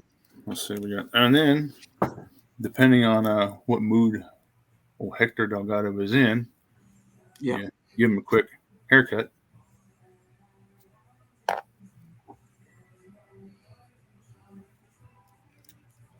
Nice. So if he's inside a building, and take his cover off. Right. So take his head off, and then like inside is regular. Yeah. Mm-hmm. That's pretty cool. It's very fine details on the facial. Oh yeah. And the hair there. Yeah. They did a good job on Rick. Piercing eyes, that's for sure. And you got the chest hair and everything. Yeah. Right. Yeah. It's awesome. With that, yeah. I usually leave most of mine. Usually keep the hat on because that's just just a well done look. Yeah. Otherwise, you kind of like just another sailor, right? Yeah. He just looks like some guy. That's cool. Awesome. Thank you for sharing that. That's awesome. Like 6-inch, and the amount of articulation on that is just brilliant. I think these classified figures are so cool. I can't wait to get myself a cover girl or a Scarlet because of the red hair. I gotta have as many female dolls with red hair as possible because it's just I think I know you can still I'm find a lot of a Lady fan. J's. Sorry. I said I know you can still find a lot of the Lady J's. She's, there's still Yeah. plenty of those around here in Oklahoma. I think every one of the WalMarts have got at least 8 or 9 of them sitting on the shelf. Lady J. So she's a peg warmer right now. Yeah, I'll have to see what's available locally and whether our stores here I actually carry that sort of stuff. I mean, like the lines specifically. So let me just do a quick check. We'll go and see if there's anything around before we close off here, just to see if nothing's coming up right away for the auctions up here. Well, they are. I mean, they're still currently circulating, so yeah, it's probably just a matter of time. I was surprised they came here as quick as they did. Usually they don't. Oh, here we go. Yep, they're for $54 in New Zealand, or $50. I won't complain about prices here then. Yeah. So let me show you. So what's that American? What's 50 New Zealand American? Oh, probably about $30. Can you see that there? Roughly about what it is in here, because yeah, it's just exchange rate. Let me just do a quick exchange rate. I mean, I picked that one up and it's like $27.15, I think, total. Yeah. Where's exchange currency converter? New Zealand switcheroo 50. That's what convert. It is $30 US. Yeah, because I guess you're shipping and all that. Yeah. Yeah. But I mean, that's what it is like to buy, right? But the other thing is then you got to pay for shipping. Right. So the shipping on this for me would be another extra $8. Oh. About 40. So $58 to $62 to get it if it's that one. So there's another one I just saw. 50. Yeah. First one. Yes. So there's 51, and I didn't realize the back of it. It looked like that, like the cartoon looking. Yeah, that's the thing with Classified. They've got each character. There's a different artist that's doing, the individual. Not like back in the day, where every character came out with the same artist doing the work. Yeah. They're giving artists a shot at each and every other character. So that is cool.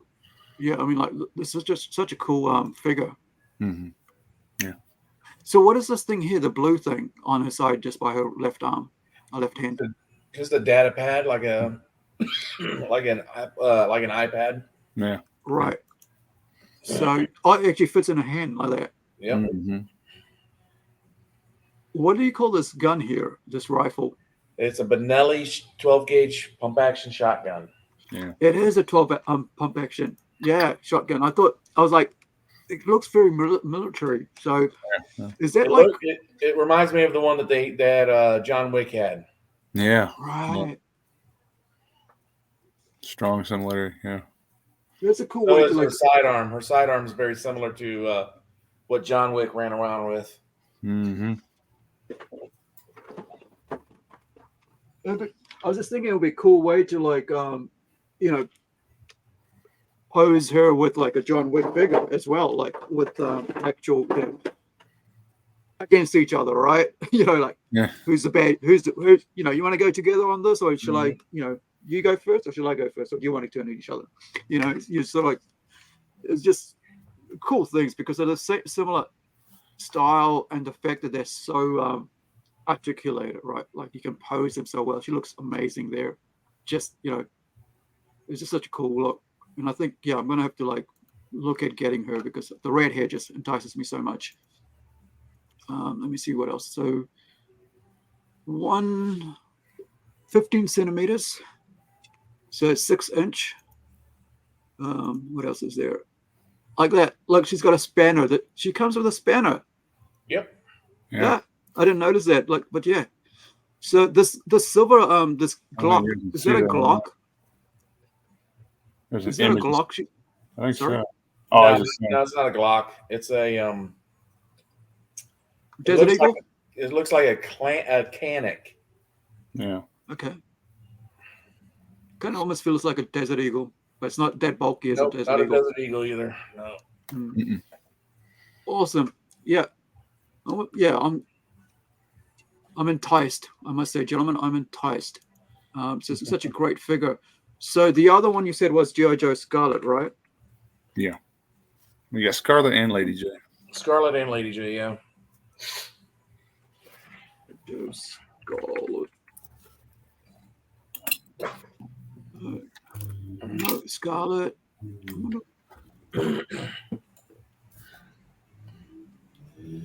Spelling it wrong. Lady J. And then we'll finish off here. Right. Nope. It's just her. I guess she's more popular than the other three, or the other two, I should say. And the other two have been out for a while too, so being the fact that she's newer, maybe it's easier to find. Yeah, maybe because she's, it's been out and it's gone now. Mm-hmm. Courtney Krieger. That's an actual name. Actual name. Krieger. Yep. Cover Girl's a code name. Yeah. Nice. Oh, I can't wait. I think it'll be cool.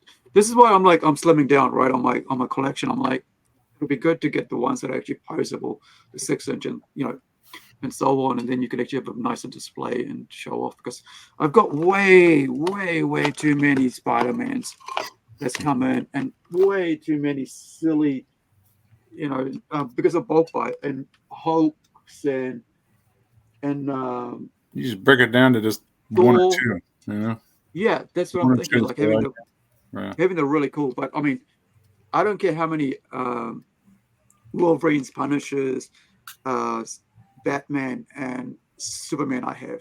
Those ones will always have lots and lots of. But anything else, just one or two will be fine. Oh, yeah. But thank you, gentlemen. Appreciate you hanging out with me again, and most welcome to come back. Austin would like to talk about toys and talk about history of toys. Yeah. And always good to have you, Stu. And let's just get to see what you got there. We didn't get to do much in the shop today, but yeah. No, man. Yeah, I mean, like, if you guys are watching wherever you are, know that you're welcome to come and hang out with us if you're a toy collector, or if you're a toy channel, on YouTube or whatever you do, that's related to toys. We'd be happy to know. And even if you're a historian, I mean, like, just know about things to do with these figures and what we love, over the years that toys have come out, and how it's changed us, being able to appreciate from something that just didn't move to now with so many articulations, and makes it so great. So thank you for watching. Bye from me. Big Stu, Austin, do you want to say goodbyes, and we'll finish off here? Alrighty. Have a good one, guys. Come see me at 1.21 gigawatts, Comics, Toys, and Nostalgia, 601 North Main Street, Borger, Texas. Brilliant. Don't forget that. So check out the. I'll have it on the link there. I think I'll have it on our down at the bottom here, right, soon. So you can find your way to the store. So thank you, Kakitanos. Wherever you are, be well, be safe. We'll see you next week, same time, same bat channel, as they say. Yeah. Bye.